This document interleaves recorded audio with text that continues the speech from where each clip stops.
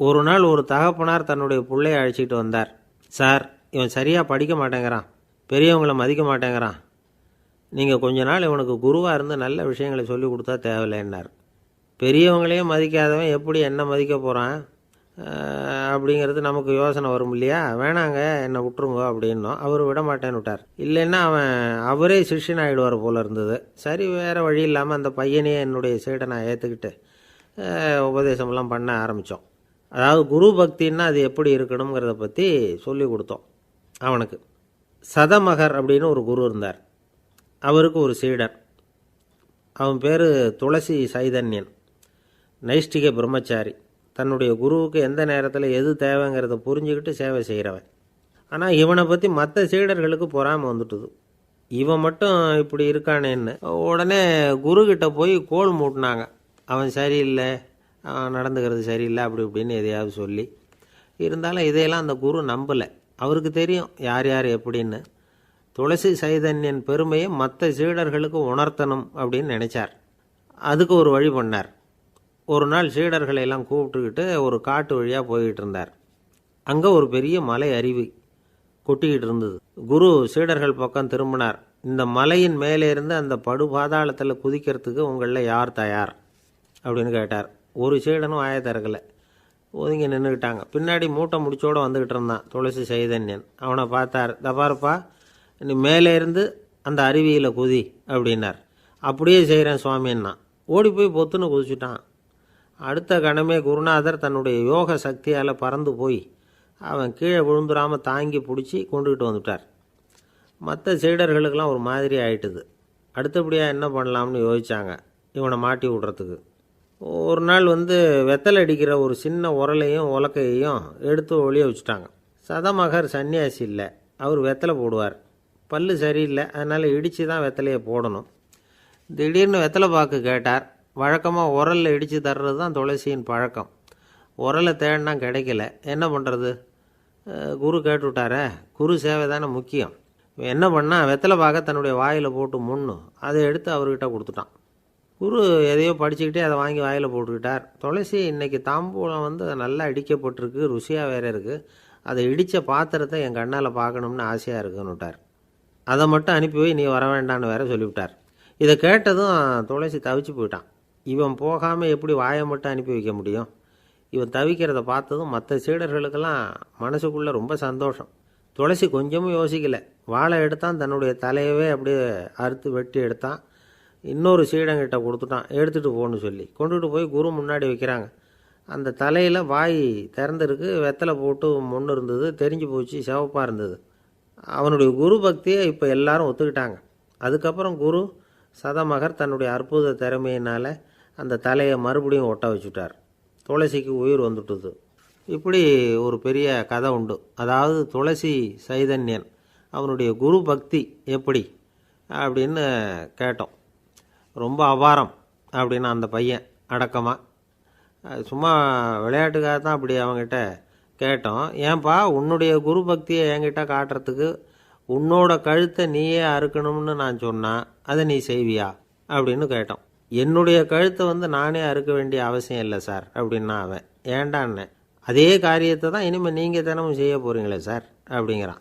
இயேசுநாதர்கிட்ட ஒருத்தர் கேட்டாராம், இயேசுவே என்னை எவ்வளவு நேசிக்கிறீர்கள் அப்படின்னு. அவர் தன்னுடைய இரு கைகளையும் அகல விரித்து இவ்வளவு என்று சொல்லி சிலுவையில் உயிர் நீத்தார் அப்படின்னு சொல்லுவாங்க. அதாவது அந்த நேசிப்புக்கு எல்லை கிடையாது, அதே போல் மன்னிப்புக்கும் எல்லை கிடையாது. இது இயேசுநாதர் சொல்லி கொடுத்த ஒரு பாடம். இயேசுனுடைய சீடர்களில் ஒருத்தன் பீட்டர், அவன் ஒரு நாள் இயேசுநாதர்கிட்ட கேட்டிருக்கான், இயேசுவே நான் என்னுடைய தம்பிக்கிட்ட அடிக்கடி சண்டை போட்டுக்கிட்டு இருக்கிறேன், என்னுடைய சகோதரன் கூட, அவனை நான் எத்தனை தடவை மன்னிக்கிறது? ஏற்கனவே 7 தடவை அவனை மன்னிச்சுட்டேன் அப்படின்னு சொல்லியிருக்கிறான். அப்போது இயேசு சொன்னாராம், மன்னிக்கிறதுக்கு எத்தனை தடவைங்கிற கணக்கெல்லாம் கிடையாது. எத்தனை தடவை உன்னுடைய சகோதரன் உன்னை கோபப்படுத்துகிறானோ அத்தனை தடவை நீ மன்னிக்கிறதுக்கும் தயாராக இருக்கணும், அதுதான் அப்படின்னு சொன்னாராம். அப்போ இவனுக்கு ஒன்றும் புரியல, இது என்ன அவன் தப்பு பண்ணிக்கிட்டே இருப்பான், நாம் மன்னிச்சுக்கிட்டே இருக்கிறதா அப்படிங்கிறது மாதிரி குழப்பமாக இருந்திருக்கிறான். அப்போது இயேசுநாதர் தன்னுடைய சீடன் பீட்டர்கிட்ட ஒரு கதை சொன்னாராம். அந்த கதை இன்றைக்கு நாம் எல்லாரும் சிந்தித்து பார்க்க வேண்டிய ஒரு கதை. அதாவது மன்னிப்பை விரும்புகிறவர்கள் மன்னிக்கவும் தயாராக இருக்க வேண்டும் அப்படிங்கிறது தான் அந்த கதையினுடைய தத்துவம். அந்த ஏசுநாதர் சொன்ன கதை என்னென்னா, ஒரு மன்னர் இருந்தார். அவர் ஒரு நாள் அரண்மனையில் உட்காந்து கணக்கு வழக்குகள்லாம் பார்த்துக்கிட்டு இருந்தார். நம்ம அரண்மனையிலேருந்து யார் யார் அரசாங்க கடன் வாங்கியிருக்கிறாங்க, யார் யார் திருப்பி செலுத்தியிருக்கிறாங்க அப்படிங்கிற விவரத்தையெல்லாம் பார்த்துக்கிட்டு இருந்தார். அப்போ தான் புரிஞ்சுது, அந்த அரண்மனையில் வேலை செய்கிற ஒருத்தனே அரசாங்க கடன் வாங்கியிருக்கிறான். எவ்வளவு? 10,000 பொற்காசுகள் வாங்கியிருக்கான் கடன். இந்த 10,000 பொற்காசுகளை திருப்பி செலுத்தலை அரசாங்கத்துக்கு. இது மன்னர் கவனத்துக்கு வந்தது. உடனே நம்ம அரண்மனையில் இருக்கிறவனே அரசு கடன் வாங்கி திருப்பி செலுத்தாமல் இருக்கான், அவனை கூப்பிட்டு வாங்கன்னு சொல்லி கூப்பிட்டுட்டு வந்தாங்களாம். விசாரிச்சிருக்கிறாங்க, என்னப்பா நீ எவ்வளோ ஒன்று? ஆமாங்க 10,000 பொற்காசுகள் வாங்கியிருக்கிறேன், இன்னும் திருப்பி கட்டலைன்றிருக்கான். உடனே அவர் மன்னர் சொல்லியிருக்கிறார், நம்ம சட்டத்திட்டப்படி நீ உடனே பணத்தை திருப்பி கட்டிடு. அப்படி உன்னால் கட்ட முடியலன்னா உன்னுடைய வீடு வாசல் சொத்து சுகம் எல்லாத்தையும் விற்று அந்த பணத்தை அரசு கருவூலத்தில் சேர்த்துக்கிறதுக்கு நானே ஏற்பாடு பண்ணிடுறேன் அப்படின்னு அந்த மன்னர் சொன்னாராம். இவன் அப்படியே அதிர்ச்சி ஆகிட்டான். அப்படியே பொத்துன்னு காலில் விழுந்தானா, மன்னா என்னை மன்னிச்சுங்க, என்னால் முடியல, எனக்கு மன்னிப்பு கொடுங்க அப்படின்ட்டுருக்கான். உடனே அவர் எழுந்திரிச்சு, சரி நீ மன்னிப்பு கேட்டுவிட்டேன், அதனால் உன்னை மன்னிக்கிறேன், நீ பணம் கட்ட வேண்டாம் அப்படின்னு சொல்லி அந்த மன்னர் அவனை விட்டுட்டாராம். பணத்தையும் தள்ளுபடி பண்ணிட்டார், நீ திருப்பி கட்ட வேண்டான்னு. இவனுக்கு ரொம்ப மகிழ்ச்சி. அதனால் ரொம்ப உல்லாசமாக வந்துகிட்டு இருக்கிறான். தெருவில் வந்துக்கிட்டு இருக்கிறப்ப இவங்கிட்ட கடன் வாங்கின ஒருத்தன் எதுக்கு வந்துக்கிட்டு இருக்கான். அவன் இவங்கிட்ட ஒரு 100 பொற்காசுகள் கடன் வாங்கியிருக்கான். அவன் வந்தான், இவன் போய் அவன் சாட்டையாக பிடிச்சிக்கிட்டான், நீ எப்படா என் கடனை திருப்பி கொடுக்க போகிறேன்னு. அவன் இப்போ முடியல, கொஞ்சம் பொறுத்துக்கா, அப்புறம் தரேன் இருக்கான். அதெல்லாம் முடியாது, நீ கொடுத்து தான் ஆகணும் அப்படின்னு இவன் புடிவமாக சொல்கிறான். இப்போ நிலைமையை பாருங்கள், இவன் ஏற்கனவே 10,000 பொற்காசுகள் அரசாங்கத்தில் கடன் வாங்கினா அதுக்கு மன்னிச்சு விட்டுட்டார் இவனை. ஆனால் இவன் இன்னொருத்தனை மன்னிக்கிறதுக்கு தயாராக இல்லை. இவங்கிட்ட கடன் வாங்கின இன்னொருத்தன் 10 பொற்காசுகள், அவனை மன்னிக்க தயாராக இல்லை. அவனை கொண்டு போய் நீதிமன்றத்தில் கொண்டு போய் நிறுத்தி தண்டனை வாங்கி கொடுத்துட்டான். நீதிபதி என்ன சொன்னார், அந்த இவன் வாங்கின பொற்காசுகளை திருப்பி கட்டுற வரைக்கும் ஜெயிலில் இருக்கணுங்கிறது தீர்ப்பு. ஆனால் உடனே அரசர் காதில் விழுந்தது. சொல்லிட்டாங்க, உங்ககிட்ட மன்னிப்பு வாங்கிட்டு போனானே ஒருத்தன், அவன் இன்னொருத்தனை மன்னிக்கிறதுக்கு தயாராக இல்லை, அவனை கொண்டு போய் ஜெயிலில் அடைச்சிட்டான் அப்படின்னு. உடனே மன்னர் பார்த்தார், இவனை மறுபடியும் கூப்பிட்டு வர சொன்னார். தபாரப்பா, நான் உன்னை மன்னிச்சு விட்டேன், ஆனால் நீ இன்னொருத்தனை மன்னிக்கிறதுக்கு தயாராக இல்லை, அதனால் என்னுடைய தீர்ப்பையும் மாற்றுறேன், நீயும் அரசு கடன் தீர்ற வரைக்கும் ஜெயிலில் தான் இருக்கணும் அப்படின்னு சொல்லி ஜெயிலுக்கு அனுப்பிச்சிட்டாராம். இப்படி ஒரு கதையை இயேசுநாதர் தன்னுடைய சீடருக்கு சொன்னதாக ஒரு வரலாறு. அது என்ன, அதிலேருந்து நாம் புரிந்து கொள்ள வேண்டியதுன்னா, நாம் மன்னிக்கப்படணும்னு நாம் விரும்புகிறோம்னா நாம் இன்னொருத்தரை மன்னிக்கிறதுக்கு தயாராக இருக்கணும். அதனால் நாம் இன்னொருத்தரை யாரையும் மன்னிக்க மாட்டோம், ஆனால் என்ன இன்னொருத்தர் மன்னிக்கணும் அப்படிங்கிறது மாதிரி செய்யக்கூடாதுன்னு சொல்லுவாங்க. அது மாதிரி நாம் இப்போ இது தப்பாக புரிஞ்சுக்கிறவங்களும் இருக்கிறாங்க. பாவம் மன்னிப்புங்கிறதுலாம் எதுக்குன்னா, அதாவது மறுபடியும் பாவம் செய்யாமல் இருக்கிறதுக்காக தான். அதான் மன்னிக்கிறாரே அப்படிங்கிறதுக்காக மறுபடியும் பாவம் பண்ணிகிட்டு இருக்கிறது இல்லை. அதான் ஒருத்தர் கேட்டாராம், பாவத்திலேருந்து மன்னிப்பு கிடைக்கணும்னா நீ என்ன செய்யணும் அப்படின்னு கேட்டிருக்கார். அதுக்கு அவன் சொல்லியிருக்கிறான், நான் முதல்ல பாவம் செய்யணும், அப்போ தானே மன்னிப்பு கிடைக்கும் அப்படின்னு நானாம். இப்படிப்பட்டவர்கள் தான் இன்றைக்கி உலகத்தில் அதிகமாக இருக்கிறாங்க. அதனால் இந்த மன்னிப்பின் மகத்துவங்கிறது இயேசுநாதர்கிட்டேருந்து தான் நாம் புரிஞ்சுக்கணும். அந்த இயேசு சொன்ன அந்த மன்னிக்கிற மனோபாவம் இருந்தால் இன்றைக்கி உலகம் பூராவும் அமைதி பூங்காவாக இருக்கும். அதில் ஒன்றும் ஆச்சரியமே இல்லை, அதில் ஒன்றும் சந்தேகமும் இல்லை. அதனால் மன்னிக்கிற மனோபாவத்தை நாம் எல்லாரும் நமக்குள்ளே வளர்த்து கொள்ள வேண்டும் அப்படிங்கிறது தான் நாம் இன்றைக்கு எல்லோரும் சிந்தித்து பார்க்க வேண்டிய ஒரு செய்தி. அளவுக்கு மிஞ்சினால் அமிர்தமும் நஞ்சு அப்படின்னு சொல்லுவாங்க. அது உண்மைதான். ஒருத்தருக்கு அளவுக்கு மீறிய புகழ் வந்துட்டுதுன்னு வச்சுக்கோங்க, அது கூட ஆபத்தாக போயிடுறது உண்டு. பழங்காலத்துல எல்லாம் கிரேக்க தேசத்தில் ஒரு பழக்கம் உண்டாம். அதாவது யாராவது ஒருத்தரை நாடு கடத்தணும்னா அதுக்கு ஒரு வழி உண்டு. அதாவது ஒருத்தரை நாடு கடத்தணும்னு மக்கள் விரும்புகிறாங்கன்னு வச்சுங்களேன், அவர் பேரை ஒரு மண்பாண்ட ஓட்டுச்சில்லில் எழுதி அதை ஒரு குறிப்பிட்ட பொது இடத்துல போட்டுற வேண்டியது, அவ்வளவுதான். இது மாதிரி பல பேர் போட்டுக்கிட்டே இருப்பாங்க, எல்லாம் அப்படியே குவிஞ்சு போயிடும். அந்த ஓட்டாஞ்சில்லு குவியலில் யாருடைய பேர் அதிகமாக இருக்குதோ அந்த நபரை ஒரு 10 ஆண்டுகள் நாடு கடத்தி விடுவாங்க. இது அந்த ஊர் வழக்கமாக. ஒரு நாள் அந்த குவியலுக்கு பக்கத்தில் ஒரு ஆள் நின்றுக்கிட்டு இருக்கிறான். அவன் கையில் ஒரு ஓட்டாஞ்சில்லு வச்சுருக்கிறான். அதில் யாரோட பேரையோ எழுதணும், எழுதி அந்த இடத்துல போடணுங்கிறது அவன் ஆசை. ஆனால் அவன் படிக்காதவன். அதனால் எழுத தெரியல. யாராவது அந்த வழியாக வர்றாங்களான்னு பார்த்துக்கிட்டே நின்றுக்கிட்டு இருந்தான். ஒரு பெரியவர் வந்துக்கிட்டு இருந்தார். அவர்கிட்ட ஓடினான். கையில் இருந்த மண்பாண்ட சில்லை கொடுத்தான். ஐயா, இதில் ஒரு பேர் எழுதி கொடுங்களேன்னா. அந்த பெரியவர் அதை வாங்கி கையில் வச்சுக்கிட்டு, என்ன பேர் எழுதணும் சொல்லு அப்படின்னா. இவன் சொன்னான், அரிஸ்டைடிஸ் அப்படின்னு எழுதுங்க அப்படின்னா. இதை கேட்டதும் அந்த பெரியவருக்கு அதிர்ச்சி. ஏன்னா அவர் தான் அரிஸ்டைடிஸ், தத்துவ மேதை அரிஸ்டைடிஸ் அவர். இருந்தாலும் நான் தான் அதுங்கிறத காட்டிக்காமல் அந்த ஆளுக்கிட்ட கேட்டார். அது சரிப்பா, அரிஸ்டைடிஸுங்கிற பேரை எழுத சொல்கிற, அவர் உனக்கு என்ன கெடுதல் பண்ணார்? அவர் பேரை இதில் எழுத சொல்கிறியே அப்படின்னு கேட்டிருக்கார். அதுக்கு இவன் சொன்னானா, அவர் எனக்கு எந்த கெடுதலும் பண்ணலை, அவரை நான் பார்த்தது கூட இல்லை அப்படின்ட்டுருக்கான். அப்புறம் எதுக்காக அவரை நாடு கடத்தணும்னு நீ ஆசைப்படுற அப்படின்னு கேட்டிருக்கார். இப்போ அந்த ஆள் சொல்கிறான், அரிஸ்டைடஸை பற்றி எல்லாரும் பேசுகிறாங்க, அவர் ரொம்ப நல்லவர், அவர் ஒரு பெரிய அறிவாளிங்கிறாங்க, அவர் ஒரு பெரிய வள்ளல், பேரறிஞர், இப்படி எல்லாரும் சொல்கிறத கேட்டு கேட்டு எனக்கு ரொம்ப அலுத்து போயிட்டுது, அதனால தான் வெறுப்பாயிட்டேன் அப்படின்னு நானும். இதிலேருந்து என்ன தெரியுது? நாம் நல்லவனாக இருக்கிறதுல ஒன்றும் இடைஞ்சல் இல்லை. ஆனால் நம்மளை நல்லவன் நல்லவன் எல்லாரும் சொல்ல ஆரம்பிச்சிட்டாங்கன்னு வச்சுக்கோங்க, அப்போ இடைஞ்சல் ஆரம்பம்னு அர்த்தம். எதுவுமே அளவுக்கு மிஞ்சி போகாமல் பார்த்துக்க வேண்டியது ரொம்ப அவசியம். அளவுக்கு அதிகமாக ஆசைப்படாதவங்களில் ஆப்ரஹாம் லிங்கனும் ஒருத்தரான். அவர் ஒரு தடவை தன்னுடைய நண்பர்கள்கிட்ட பேசிக்கிட்டு இருந்தாராம். ஒருத்தர் கேட்டிருக்கார், ஒரு மனுஷனுக்கு கால்கள் எவ்வளோ உயரம் இருக்கணும் அப்படின்னு கேட்டாராம். இதுக்கு ஆப்ரஹாம் லிங்கன் சொன்னாராம், அது என்ன, இடுப்புலேருந்து தரையை தொடுற அளவுக்கு உயரம் இருந்தால் போதும் அப்படின்னாராம். நம்பிக்கை இல்லைன்னா இந்த உலகத்தில் நாம் நடமாடவே முடியாது. அவநம்பிக்கையோடு இருந்துக்கிட்டு இருந்தால் என்றைக்கும் அவஸ்தை தான். நாம் நம்புறது நடக்குதோ இல்லையோ அது வேறு விஷயம். ஆனால் எதையும் நம்பி தான் நாம் அடி வைக்க வேண்டியிருக்கு. வேறு ஒன்றும் வேணாம், ஒரு லாட்ரி சீட்டு வாங்குகிறோம், அது எங்கே நமக்கு விழப்போகுது அப்படிங்கிற அவநம்பிக்கையோடவா வாங்குகிறோம்? பரிசு நமக்கு தான் அப்படிங்கிற நம்பிக்கை உள்ளூர இருக்கிறதுனால தான் அதை வாங்குகிறோம். இருந்தாலும் முடிவு வேறு மாதிரி ஆகிடுது. அதுக்காக மனசு சோர்ந்து போகிறதில்ல, அடுத்த மாதமும் சீட்டு வாங்குகிறோம். இந்த நம்பிக்கை தான் மனித வாழ்க்கைக்கு ஆதாரம். ஒரு கடையில் போய் டீ சாப்பிட்றீங்க, அந்த டீ நல்ல டீ தானா, அதில் விஷம் கலந்துருக்குமா அப்படிங்கிற சந்தேகம் வந்துட்டுதுன்னு வச்சுங்க. அதுக்கப்புறம் அதை எப்படி நீங்கள் சாப்பிட முடியும்? நம்பி தான் சாப்பிட்ணும். ரயில் ஒழுங்காக போய் சேருங்கிற நம்பிக்கை இருக்கிறதுனால தான் அதில் ஏறி உட்காடுறோம். லெட்டர் ஒழுங்காக போய் சேருங்கிற நம்பிக்கை இருக்கிறதுனால தான் பெட்டியில் போடுறோம். சரி, நம்ம கதையெல்லாம் நம்மளோட இருக்கட்டும். மனித நம்பிக்கை எந்த அளவுக்கு உறுதியாகவும் அறிவுபூர்வமாகவும் இருக்கணுங்கிறதுக்கு அலெக்சாண்டர் வாழ்க்கையில் நடந்த ஒரு சம்பவத்தை உதாரணமாக சொல்லலாம். இந்த உலகத்தையே ஜெயிக்கணும்னு புறப்பட்டார் அலெக்சாண்டர். ஒரு கட்டத்தில் அவர் சிட்னஸ் நதி கரைக்கு சேர்ந்தார். அந்த சமயத்தில் அவருக்கு கடுமையான நோய் வந்துட்டுது. அவர் கூடவே வந்திருந்த கிரேக்க வைத்தியர்கள் என்னென்னமோ முயற்சியெல்லாம் பண்ணி பார்த்தாங்க. இருந்தாலும் அலெக்சாண்டருக்கு வந்திருக்கிறது என்ன நோய்ங்கிறத அவங்களால கண்டுபிடிக்க முடியல. ஏன்னா அந்த பகுதியில் உள்ளவங்களுக்கு மட்டுமே அதிகமாக வரக்கூடிய ஒரு வினோதமான நோயாக இருந்தது அது. ஆனால் அவர் இருக்கிற இடம் எதிரியோட இடம், பாரசீக மன்னனோட ஆளுகைக்கு உட்பட்ட இடம். என்ன பண்ணுறது அப்படின்னு எல்லாரும் யோசனை பண்ணாங்க. பாரசீக மன்னனோட அரண்மனையில் இருக்கிற வைத்தியர் வந்தால் இந்த நோயை குணப்படுத்தி விடுவார் அப்படின்னு சொன்னாங்க.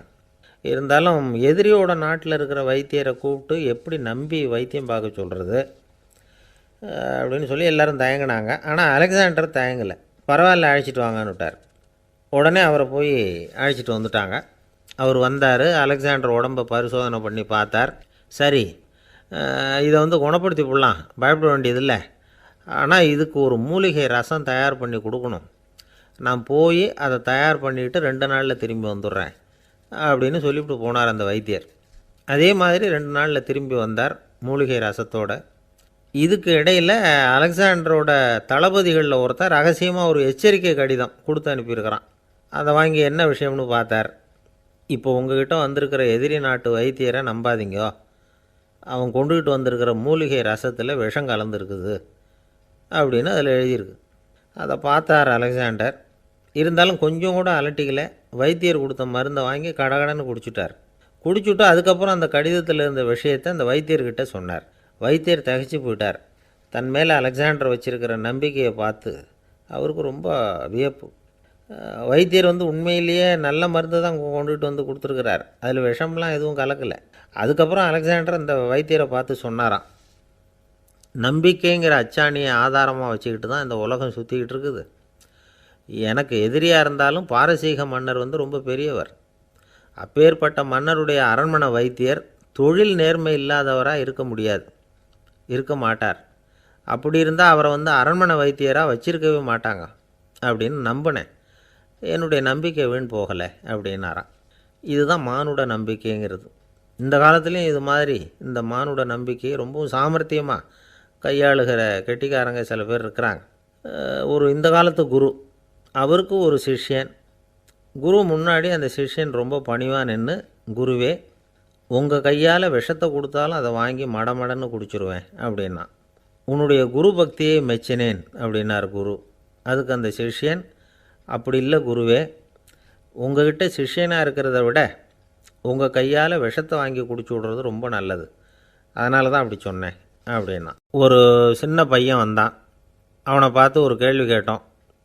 ஏன்ப்பா உங்கள் வீட்டில் அம்மா புத்திசாலியா அப்பா புத்திசாலியா அப்படின்னு. அவன் அலட்சியமாக நம்மளை பார்த்து சிரிக்கிறான். என்ன சார் இது, இந்த காலத்தில் இது கூட தெரியாமல் இருக்கிறீங்களே அப்படிங்கிறான். ஒரு சின்ன பையன் நம்மளை பார்த்து இப்படி கேட்டு விட்டானே அப்படின்னு நினைக்கிறப்போ நமக்கு ஒரு மாதிரி ஆகிடும். அதுக்கப்புறம்தான் இந்த தாத்தா பாட்டிலாம் சொல்கிற ஒரு கதை ஞாபகத்துக்கு வந்தது. அது என்ன கதை தெரியுமா? ஒரு ஊரில் ஒரு அம்மாவும் பிள்ளையும் இருந்தாங்களாம். அந்த மகனுக்கு திடீர்னு தேசாந்திரம் போய் வரணும்னு ஆசை வந்துட்டுது. ஊராக போய் சுற்றி பார்க்கணுங்கிற ஆசை. அந்த அம்மாவுக்கு இது பிடிக்கல.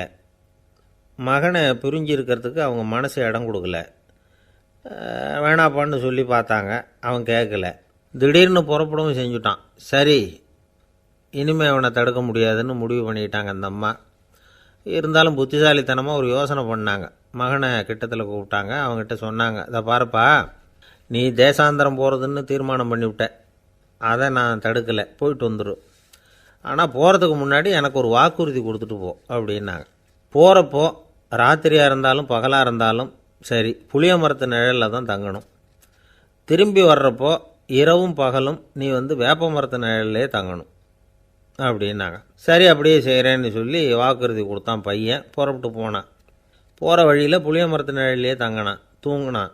அப்படி போய்கிட்டே இருந்தான். 7வது நாள் அவன் உடம்பு சுகமில்லாமல் போயிட்டுது. ரொம்பவும் பலவீனமாயிட்டான். இனிமேல் நடக்க முடியாதுங்கிற நிலைமை வந்துட்டுது.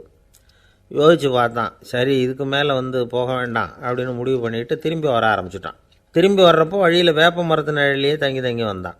நாளுக்கு நாள் உடம்பு சரியாக வந்துட்டுது. 7வது நாள் வீட்டுக்கு சேர்றான்.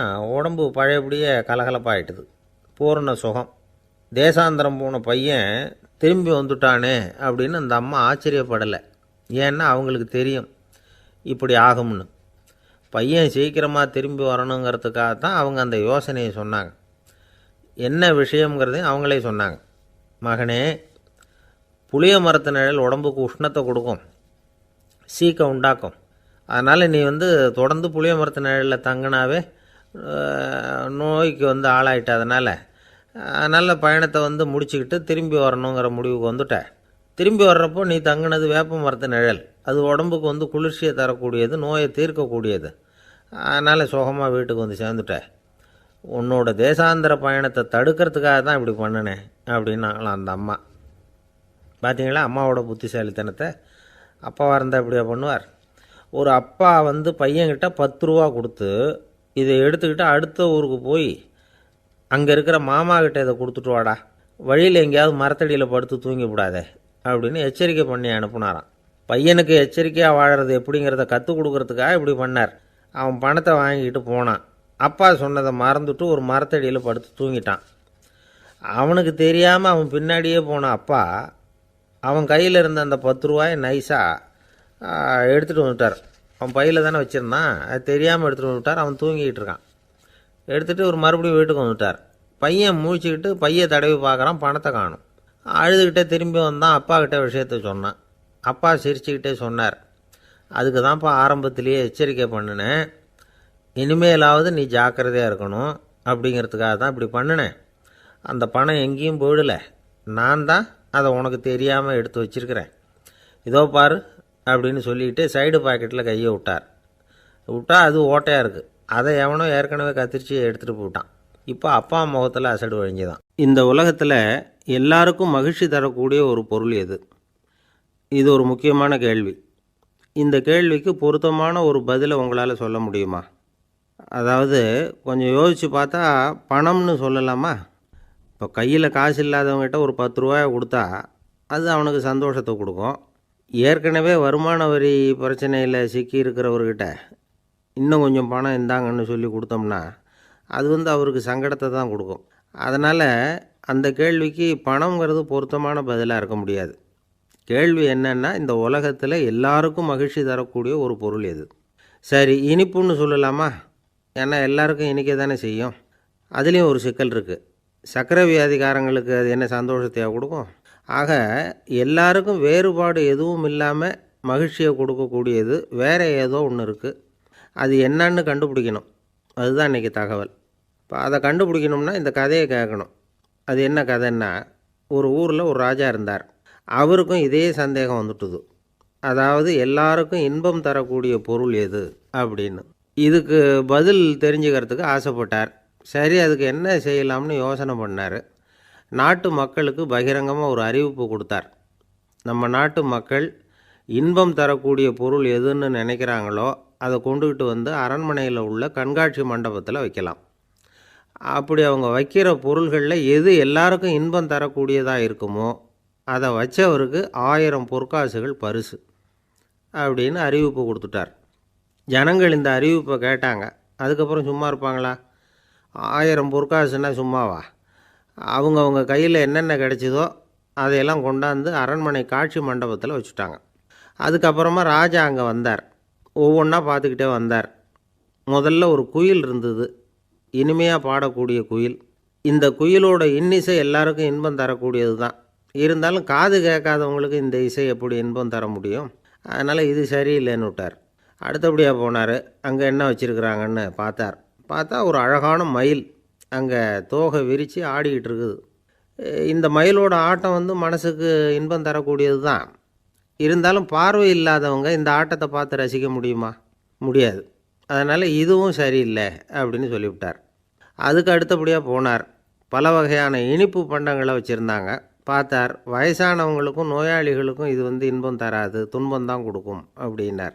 இப்படி ஒவ்வொன்றா பார்த்துக்கிட்டே போகிறார். அழகான மலர்கள், கனிகள், ஓவியங்கள் எதுவுமே பொருத்தமாக தெரியல. சகல பேருக்கும் இன்பம் தரக்கூடிய வகையில் எதுவும் இல்லை. கடைசியாக வந்தார். அங்கே ஒரு களிமண் பொம்மை இருந்தது. அது என்ன பொம்மை தெரியுமா? பசியால் வாடி இருக்கிற ஒருத்தருக்கு ஒரு அம்மா இனிமையாக பேசிக்கிட்டு சோறு போடுறது மாதிரி அந்த பொம்மையை செஞ்சுருந்தாங்க. அதுக்கு கீழே அன்பு அப்படின்னு எழுதியிருந்தது. ராஜா பளிச்சுன்னு ஒரு முடிவுக்கு வந்தார். அந்த பொம்மையை செஞ்ச சிற்பியை வரவழைச்சார், பரிசு கொடுத்தார். அன்பு ஒன்று தான் எல்லாருக்கும் இன்பம் அளிக்கக்கூடிய பொருள். காது கேட்காதவங்களும் அதை கேட்க முடியும், பார்வை இல்லாதவங்களும் அதை பார்க்க முடியும், குழந்தைகளும் அதை உணர முடியும் அப்படின்னு அதுக்கு விளக்கம் கொடுத்தார் அந்த மன்னர். இந்த உலகத்தில் எல்லாருக்கும் மகிழ்ச்சி தரக்கூடிய ஒரு பொருள் அன்பு தான். அதை புரிஞ்சுக்கிட்டு தான் சில கணவன்மார்கள் மனைவி பேரில் ரொம்ப அன்பை காட்டிக்கிறது வழக்கம். ஒரு வீட்டு வாசப்படி பக்கமாக மழைக்கு ஒதுங்கினார் ஒருத்தர். மழை தூரிக்கிட்டு இருந்தது, இருட்டு நேரம். அந்த வீட்டில் இருந்தவர், இன்றைக்கி ராத்திரி வேணும்னா இங்கேயே தங்கிட்டு காலையில் போங்க அப்படின்னார்.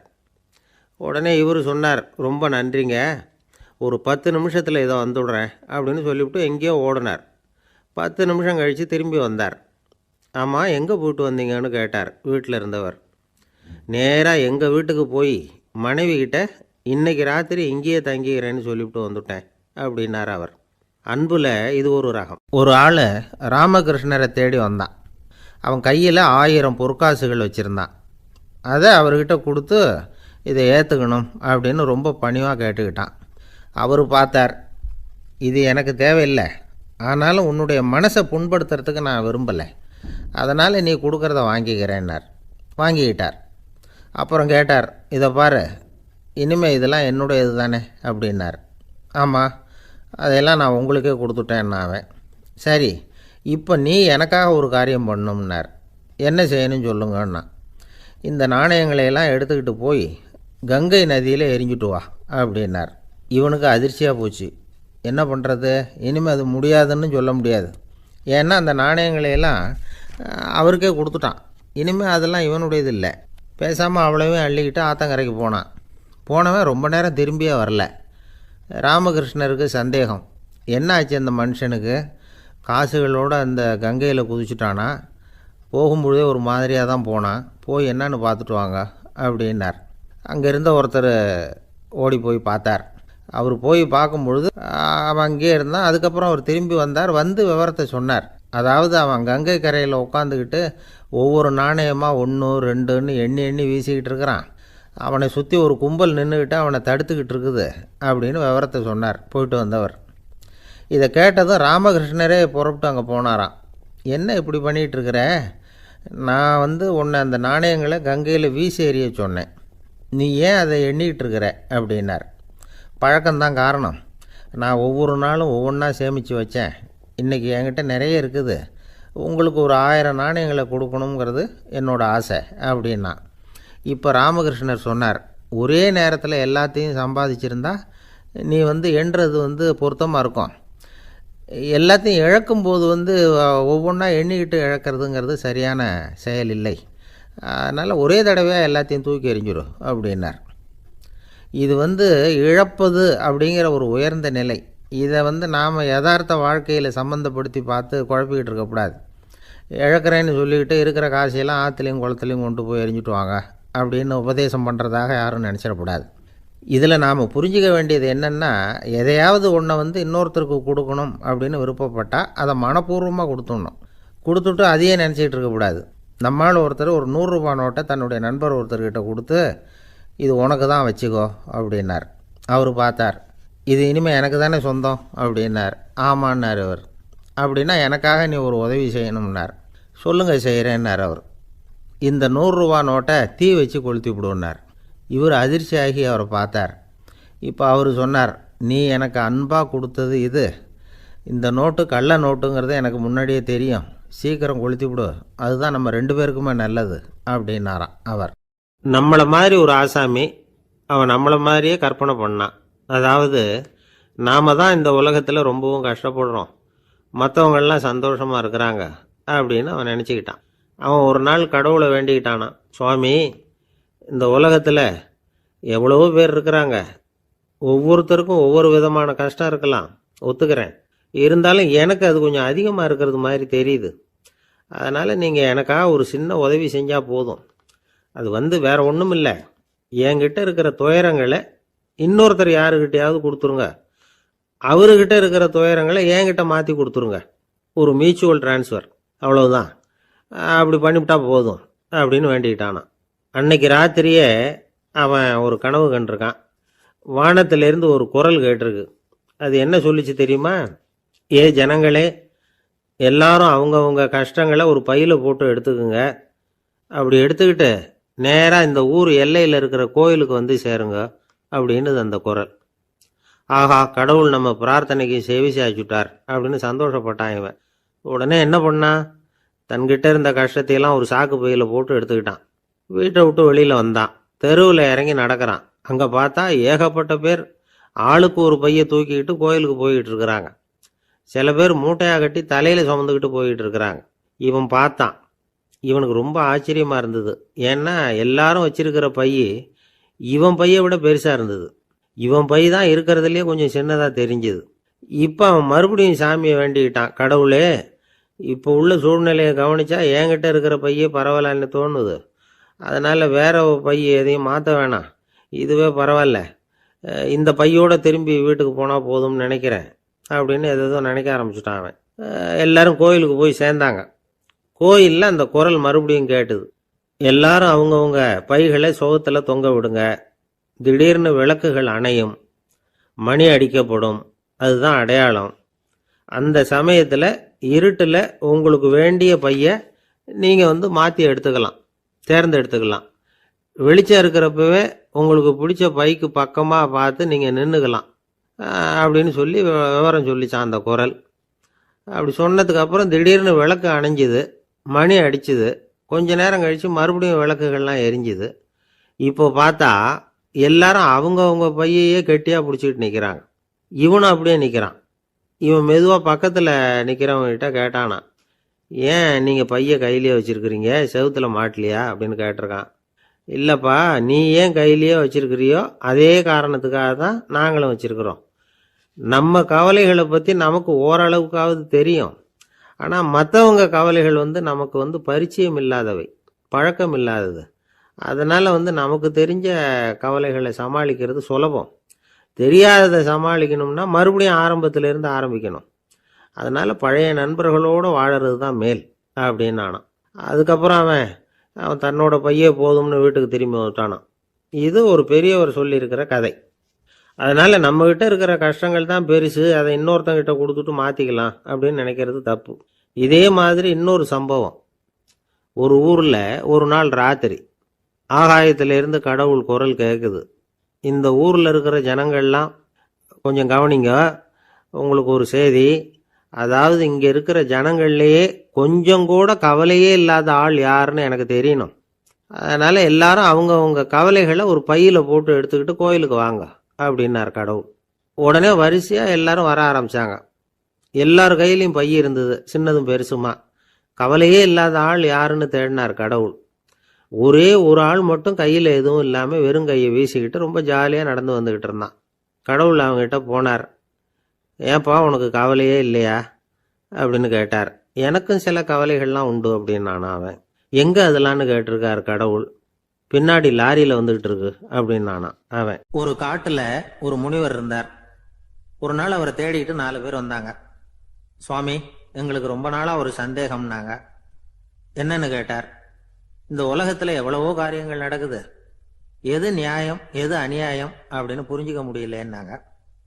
அது யாராலையும் புரிஞ்சிக்க முடியாதுன்னார் முனிவர். வந்தவங்களுக்கு ஆச்சரியமாக போச்சு, ஒரு மாதிரியாக பார்த்தாங்க. இதை முனிவர் கவனிச்சார். சரி புறப்படுங்க என்னோடன்னார். எங்கன்னு கேட்டாங்க. இப்போ உங்கள் 4 பேரையும் ஒரு புஷ்பக விமானத்தில் அழைச்சிட்டு போகிறேன்.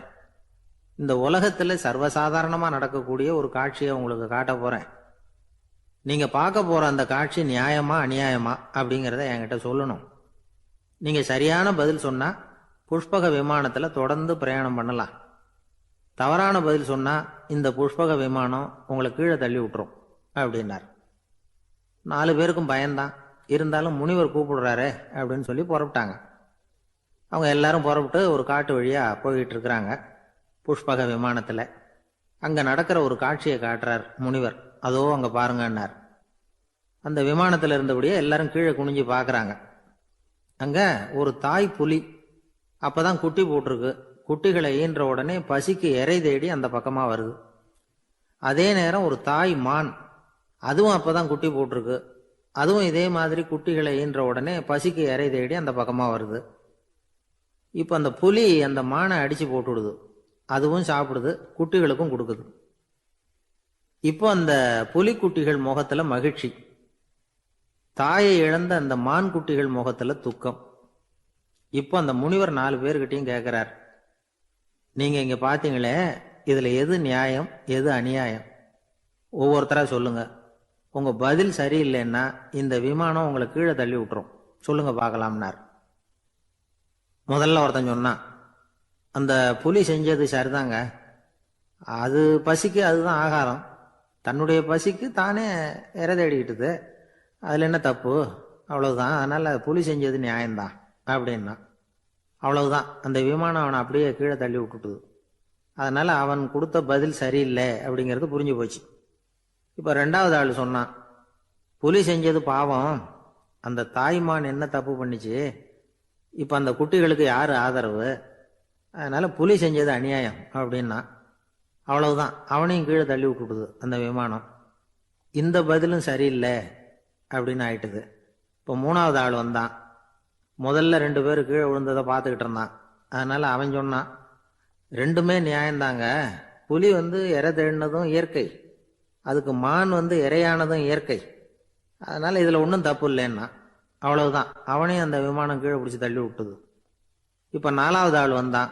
முனிவர் கேட்டார், நீயாவது சொல்லுப்பா, இந்த செயலில் எது நியாயம்னார். அவன் தெளிவாக பதில் சொன்னான். அதாவது என்ன சொன்னான்னா, எனக்கு தெரியல அப்படின்னா. அவனை விமானம் கீழே தள்ளலை, சௌரியமாக அழைச்சிட்டு போட்டுது. இவனும் பிரயாணம் சௌக்கியமாக பண்ணானான். ஆக இதுதான் சரியான பதில்ங்கிறத முனிவர் உணர்த்தினார். இந்த கதையிலிருந்து நாம் புரிஞ்சுக்க வேண்டியது என்னன்னா, இந்த உலகத்தில் எவ்வளவோ காரியங்கள் நடக்குது, அதெல்லாம் ஏன் அப்படி நடக்குதுங்கிறதுக்கு எப்பேற்பட்ட பண்டிதராலும் பதில் சொல்ல முடியாது. தெரியாததை தெரியாதுன்னு ஒத்துக்கிட்டா வாழ்க்கை பிரயாணம் சுகமா இருக்கும். அதனால தேவையில்லாத விஷயங்களை புரிஞ்சுக்கிறதுக்கு நேரத்தை செலவு பண்ணிட்டு இருக்கக்கூடாது. வாழ்க்கையை குழப்பிக்க கூடாது. வாழ்க்கைக்கு தேவையானது என்னவோ அதை மட்டும் புரிஞ்சுக்கிட்டா போதும். இந்த காலத்து ஆள் ஒருத்தன் ஒரு பெரியவரை தேடி வந்தான். ஐயா, ஒரு சந்தேகம்னா. என்ன உன்னுடைய சந்தேகம்னார். பகுத்தறிவுன்னா என்ன, விதின்னா என்ன அப்படின்னு கேட்டான். இதுக்கு அவரு, இப்போ உன்னுடைய வலது காலை தூக்குன்னார். தூக்கினான். சரி, இப்போ உன்னுடைய வலது காலை கீழே இறக்காம உன்னுடைய இடது காலையும் தூக்குன்னார். தூக்கினான். பொத்துன்னு கீழே விழுந்துட்டான். பெரியவர் சொன்னார், உன்னால ஒரு காலை தூக்க முடிஞ்சுது, அதுதான் பகுத்தறிவு. 2 கால்களையும் ஒரே சமயத்துல தூக்குனா அடிபடும், அப்படிங்கிறது தான் விதி அப்படின்னு விளக்கம் கொடுத்தார். இவன் தன்னுடைய விதியை நொந்துகிட்டே இடுப்பை பிடிச்சிக்கிட்டு அங்கிருந்து நடந்து போயிட்டான். ஒரு ஆளு வேகமா நடந்து போய்கிட்டு இருந்தான். அவன் வேகமா நடக்கிறதுக்கு காரணம் வெயில் காலம், காலில் செருப்பு இல்லை, மணல் பாதை, அதுதான் வேகம். காலில் செருப்பும் இல்லாம கையில குடையும் இல்லாம அந்த ஆளு வெயில்ல நடந்து போய்கிட்டு இருக்கிறான். அந்த சமயத்துல இன்னொருத்தன் குதிரை மேல ஏறி அந்த வழியா வந்துகிட்டு இருக்கிறான். அவன் காலில் செருப்பும் இருந்தது, கையில குடையும் இருந்தது. நடந்து போய்கிட்டு இருந்தவன் அந்த குதிரை ஆசாமியை பார்த்து கேட்டான், ஐயா, நீங்களும் குதிரை மேல உட்காந்துக்கிட்டு போய்கிட்டு இருக்கிறீங்க, அப்படி இருக்கிறப்போ உங்களுக்கு அந்த செருப்பு என்னத்துக்கு, அதை எனக்கு கொடுத்து உதவலாமே அப்படின்னா. குதிரை மேல உட்காந்துருந்தவன் யோசனை பண்ணி பார்த்தான். இவன் சொல்றது நியாயம்தானே அப்படின்னு சொல்லி தன்னுடைய செருப்பை கழட்டி அந்த வழிப்போக்கனுக்கு கொடுத்துட்டான். ரொம்ப நல்லதுங்க அப்படின்னு சொல்லி இவன் அதை வாங்கி காலில் மாட்டிக்கிட்டான். அதுக்கப்புறம் மறுபடியும் இவன் ஆரம்பிச்சான். ஐயா, நீங்க குதிரையில போறதுனால போக வேண்டிய இடத்துக்கு வேகமா போய் சேர்ந்துருவீங்க, அதனால உங்க கையில் அந்த குடை என்னத்துக்கு, நான் நடந்து போயிட்டு இருக்கிறவன் ரொம்ப நேரம் நடக்க வேண்டியிருக்கும் இந்த வெயில்ல, அதனால அந்த குடையையும் எனக்கு கொடுங்களேன் அப்படின்னா. குதிரை வீரன் யோசனை பண்ணி பார்த்தான். இதுவும் நியாயம்தானே அப்படின்னு அவனுக்கு தோணுச்சு. உடனே இறக்கப்பட்டு தன் காலில் இருந்த செருப்பை கொடுத்தது மாதிரியே தன் கையில் இருந்த கொடையையும் இவங்கிட்ட கொடுத்துட்டான். அதுக்கப்புறம் அவன் நிம்மதியாக புறப்பட்டான். இப்போ மறுபடியும் கை தட்டி அவனை நிறுத்தினான். கீழே நின்றுட்டு இருந்தவன், என்னப்பா ஏன் என்ன நிறுத்தின, இன்னும் ஏதாவது வேணுமா உனக்கு அப்படின்னா குதிரையில் இருந்தவன். இவன் மெதுவாக வாயை திறந்து அந்த குதிரையையும் என்கிட்ட கொடுத்துருங்களேன்னா. அந்த குதிரை வீரன் இப்போ ஒரு கணம் யோசனை பண்ணி பார்த்தான். உடனே என்ன பண்ணான் தெரியுமா, தன்கிட்ட இருந்த குதிரை சவுக்கை எடுத்தான். குதிரை சவுக்கால அந்த ஆளை வாங்குவாங்கன்னு வீசி தள்ளிவிட்டான். இவ்வளவு சவுக்கடியும் வாங்கிக்கிட்டு இந்த ஆள் என்ன பண்ணான் தெரியுமா, சிரிக்கிறான். அடி வாங்கிட்டு யாராவது சிரிப்பாங்களா?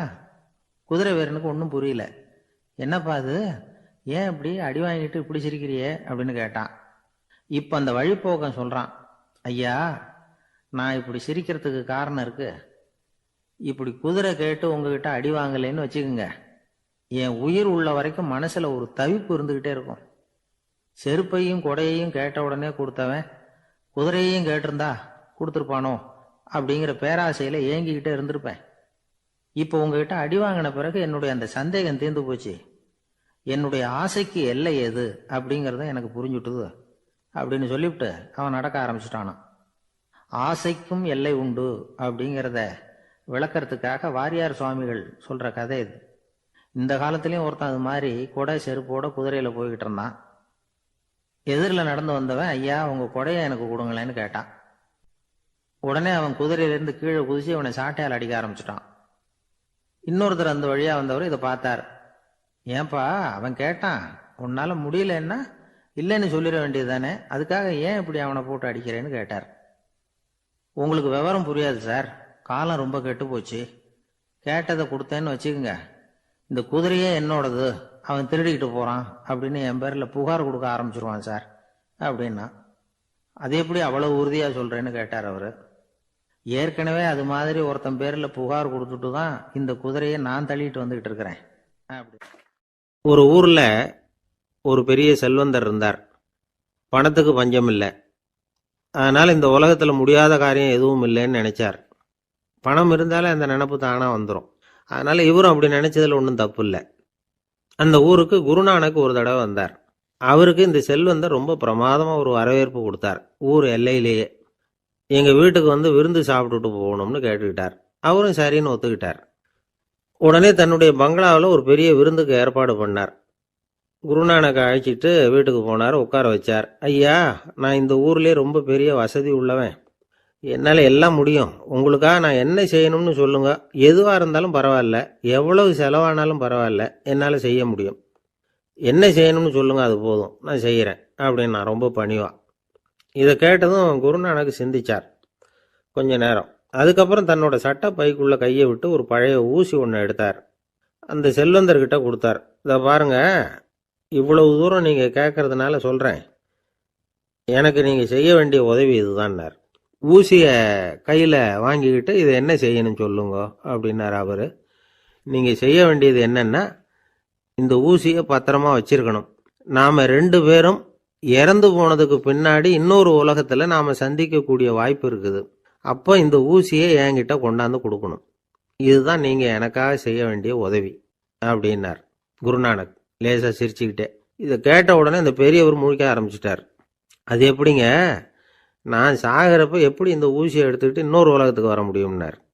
ஊசி மாதிரி ஒரு சின்ன பொருளை கூட இந்த உலகத்தை விட்டு நாம் போகிறப்ப எடுத்துகிட்டு போக முடியாதுங்கிறப்போ உங்களோட செல்வத்தையெல்லாம் எப்படி அங்கே எடுத்துகிட்டு வர போகிறீங்க அப்படின்னு கேட்டார் குருநானக். அதுக்கப்புறம் தான் அந்த பெரியவர் யோசிக்க ஆரம்பித்தாராம். குருநானக் சொல்கிறார், இதை பாருங்க, நாம் செய்கிற நல்லது கெட்டது தான் கடைசி வரைக்கும் நம்ம கூட இருக்கும். அடுத்தவங்க நல்லா இருக்கணுங்கிறதுக்காக பொருளை செலவு செய்யணும், அப்படி செய்யலைன்னா எந்த பிரயோஜனமும் இல்லை அப்படின்னார். அதுக்கப்புறம் தான் அந்த செல்வந்தரின் அறிவு கண் திறந்து தான். உடனே குருநானக்கை வணங்கினார். ஐயா, என்கிட்ட இருந்த ஆணவம் போயிட்டுது, இனிமேல் என்கிட்ட இருக்கிற செல்வத்தை நல்ல வழியில் செலவழிப்பேன் அப்படின்னாராம். நம்மகிட்ட இருக்கிற பணம் எப்பவும் நம்ம கூடவே வந்துக்கிட்டு இருக்காதுங்கிறதுக்கு இது ஒரு உதாரணம். அதுக்காக நாம் பணம் சேர்க்கறத பற்றி கவலைப்பட வேண்டியதில்லை, பேசாமல் படுத்து தூங்கிக்கிட்டு இருந்தால் போதும் அப்படின்னு இதுக்கு அர்த்தம் பண்ணிக்கக்கூடாது. முறையான வழியில் பணம் சேர்க்கணும், அதை முறையான வழியில் செலவு பண்ணணும். அதனால் ஏற்படக்கூடிய மன நிறைவு இருக்கு பாருங்க, அது அனுபவிச்சவங்களுக்கு தான் தெரியும். சொர்க்கத்துக்கு போகிறவங்க இங்கேருந்து பணத்தை எடுத்துகிட்டு போக முடியாது, ஆனால் நம்ம செல்வத்தை இங்கே மற்றவங்களுக்கு பயன்பட செய்து அதனால் ஏற்படுற புண்ணியம் இருக்கு பாருங்க, அதை எடுத்துகிட்டு போக முடியுமா. இதுதான் ஆன்மீகவாதிகள்லாம் சொல்கிற கருத்து. ஜான் நியூட்டன் ஒருத்தர், அவர் சொன்னார், நான் எப்போவாவது சொர்க்கத்துக்கு போய் சேர்ந்தேன்னா அங்கே 3 அதிசயங்களை பார்ப்பேன்னார். என்னன்னு கேட்டாங்க. நான் யார் யார் இருக்க மாட்டாங்கன்னு நினச்சிக்கிட்டு இருந்தானோ அவங்களில் சில பேர் அங்கே இருப்பாங்க, அது ஒரு பெரிய அதிசயம்னார். சரி, அடுத்தது என்ன? 2வது அதிசயம் என்னன்னா, அங்கே இருப்பாங்கன்னு நான் எதிர்பார்த்த சில பேர் அங்கே இருக்க மாட்டாங்க அப்படின்னார்.